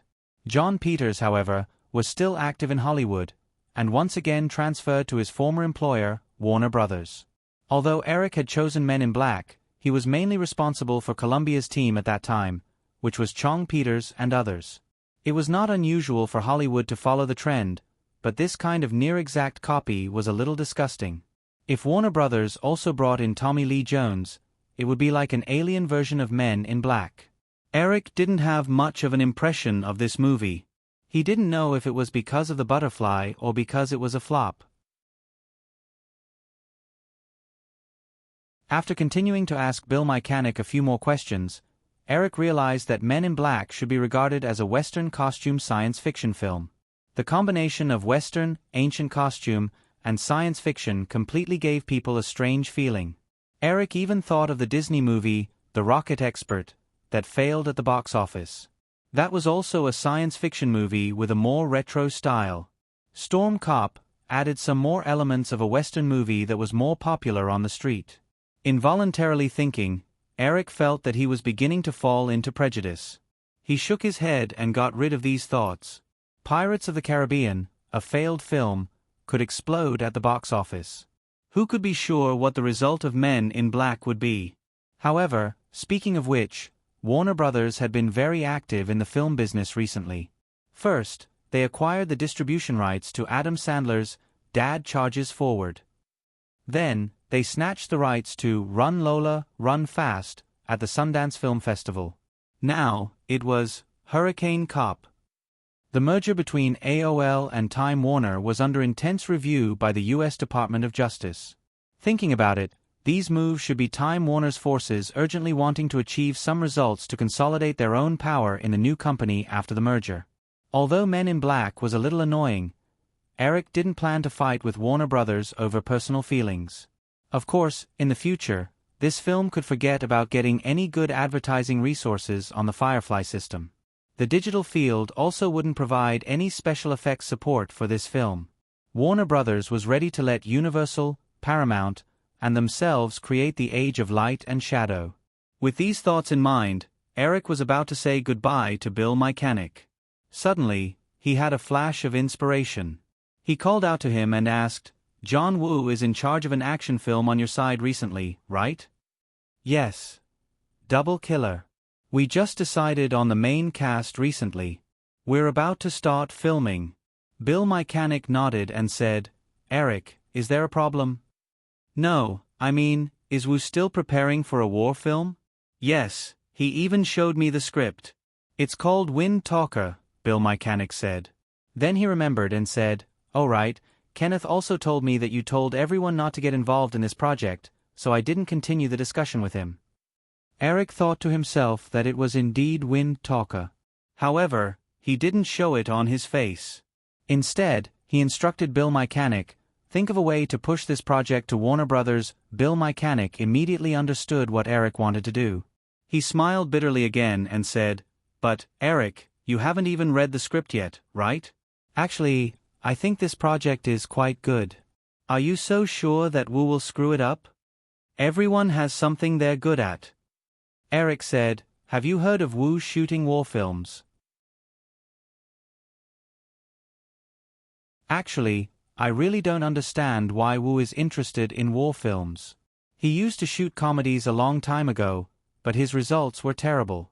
Later, he switched to action films and finally found the right direction. Now, he wants to change his direction again. I don't think he'll succeed at all. Every director wants to keep trying new things. Bill Mechanic said, "Haven't you always been doing that yourself?" "I'm not in the mood to argue with you about this." Eric shook his head and smiled. "Anyway, just do as I say." Bill Mechanic was a little conflicted. He said, "But what should I do?" "That's your problem. Use your brain." Eric flicked the glass in his hand and said, "For example, you can say that after I read the script, I suddenly became interested in this project again. Then, I'll talk to Wu and set the conditions more harshly. Then, I'll secretly spread the news. Naturally, someone will come to snatch it. What if Universal and Paramount snatch it away? Anyway, it's fine as long as it's not us who do it." Eric shrugged and said, "However, I think it's most likely to fall into Warner's hands. Michael is more shrewd than you think at Universal. As for Paramount, Lei Shedong is becoming more and more conservative. It's unlikely that he'll make a move." "All right." Bill Mechanic nodded helplessly. He could not help but say, "Eric, what if Wind Talker succeeds? What should we do?" "Two ways," Eric said, but he only raised a finger and waved it in front of Bill Mechanic. He smiled and said, "You take the blame for me, or I take the blame for myself." "Boss, can I choose the second option? What do you think?" After parting with Bill Mechanic, Eric noticed Julia's figure just now. So, he walked straight to a booth not far away. When he came to the booth, he realized that other than Julia, Elizabeth, and Amy Pascal, Tina Brown was also there. Although he was the boss, Eric could not possibly pay attention to the specific itinerary of his subordinates. Tina Brown was the former editor-in-chief of Vanity Fair. She was the one who created the Vanity Fair party. Although she had joined Yahoo long ago, Eric was still a little surprised that she would appear here. However, he was not surprised at all. After greeting them, Eric sat down between Julia and Elizabeth without hesitation. Julia greeted the waiter like a little daughter-in-law and passed a glass of wine to Eric. However, Elizabeth asked curiously, "What were you talking about with Bill just now? What took you so long?" "It's a topic between men in Hollywood. Of course, it's about saving the world." Eric joked and was hit lightly by Elizabeth. He smiled and asked, "So, what about you guys?" Elizabeth glanced at Eric and said, "I'm asking Amy and the others to help me think of a good movie for Firefly. What do you think of Harry Potter?" Eric put down the wine glass and raised his hand in surrender. He begged and said, "Please let Harry Potter go. I owe you, okay?" The few women laughed together. Obviously, they already knew about Eric and Elizabeth's $100 million box office bet for Blair the Witch. Also, in the past 2 years, as the popularity of the Harry Potter series continued to rise, Firefly Corporation began to discuss the issue of officially starting a movie project. Recently, the news had already spread to the media. After everyone laughed, Tina Brown said, "Speaking of which, Blair the Witch is really a miracle. Eric, I'm here this time to personally organize the marketing plan for Blair the Witch. This will definitely be a great inspiration for Yahoo's operations." When Eric heard Tina Brown take the initiative to explain her intentions, he nodded and said, "I'll be having breakfast with Jeffrey tomorrow morning. You should come over too. Let's talk." Also, if there's any information you need, I'll try my best to cooperate with you. Tina Brown was naturally more than happy to receive direct help from the big boss. After chatting for a while, Eric did not neglect Amy Pascal. He took the initiative to ask, "Amy, how's the preparation for The Bourne Identity coming along?" "Doug Liman just finished his new movie. I've already talked to him. He's very willing to take over this movie," Amy replied. "Also, for the male lead, ICM has recommended a few candidates. I'm planning to send you a copy of the information next week." Eric felt that something was wrong. He thought for a while and asked, "Oh yeah, what about the producer?" Amy replied, "John wants to be personally in charge. I think it's feasible." The John that Amy was referring to was John Carley, the vice president of MGM. Eric was not in the mood to find out the reason. He shook his head and said, "Isn't John Carley in charge of the television business? He should focus on this." As he said that, Eric thought for a while and said, "I remember that Frank Maxier and Catherine Kennedy want to quit Amberlin. Try to get in touch with them. It's best if you can pull them over." Since Hollywood's history had been seriously distorted by Eric, Spielberg and the others had replaced DreamWorks and established Amberlin Pictures, which had declined much faster than in the original spacetime. However, in the past few years, Old Smith and the others felt that flying solo was not as simple as they thought. There were already signs of disbanding. Frank Maxier and Catherine Kennedy were considered the ace producers of Spielberg's team. The famous Raiders of the Lost Ark series and Back to the Future series were both produced by the couple. The Bourne Identity series also happened to be produced by the couple. If they could pull the two of them to MGM and form the original crew, it would naturally be best. "It shouldn't be easy," Amy said. "I heard that they want to set up their own production company." Eric heard this but was not worried. If the couple set up a production company, they would definitely look for a big studio to affiliate with. It was probably equivalent to the relationship between Jerry Bruckheimer's production company and Firefly. Eric did not believe that with the current situation in Hollywood, Frank Maxier and Catherine Kennedy would still want to set up an independent film company to produce and distribute films alone. "You should get in touch with them first. If necessary, I will talk to them personally." Amy nodded and said, "Okay then, I will make an appointment with them tomorrow." As Eric was talking to Amy, he noticed that Elizabeth's eyes were flashing. He smiled and hooked the back of her hand with his little finger. Without waiting for the girl to react, he asked, "Where's Drew? She should be here, right?" "How would I know?" Elizabeth curled her lips and said, "I didn't raise her like a daughter." "Speak of the devil." As soon as Elizabeth's voice fell, the girl's voice came from the side, "I think you can already be my mother." Eric turned around. The girl's small body, wearing a ginger one-shoulder dress, had already squeezed past Julia outside and sat on his lap. Her small hands began to grope him as she asked with a grin, "Where is she? Where is she? I heard that she came, but I couldn't find her after looking around." "You must have hidden her, right?" "Stop touching." Eric pressed down on the girl's two restless little hands and smiled. "I made her small and hid her in my ear. I'll show her to you secretly when we get back. Don't scare everyone." The girl snorted twice in dissatisfaction. This deck seat was just right for 3 people, but it could not fit 4 people. Seeing that Julia and Elizabeth had no intention of giving up their seats for her, the girl had no choice but to scoot out again in dissatisfaction. When Amy and Tina saw this, they both smiled and got up, indicating that they were going to say hello to the others. After the two of them left, the girl sat down across from him and said unwillingly, "You must have hidden her, right? You're tuning in to the Narrate and Escape YouTube channel. Don't forget to subscribe and join us on this journey to catch the most captivating stories.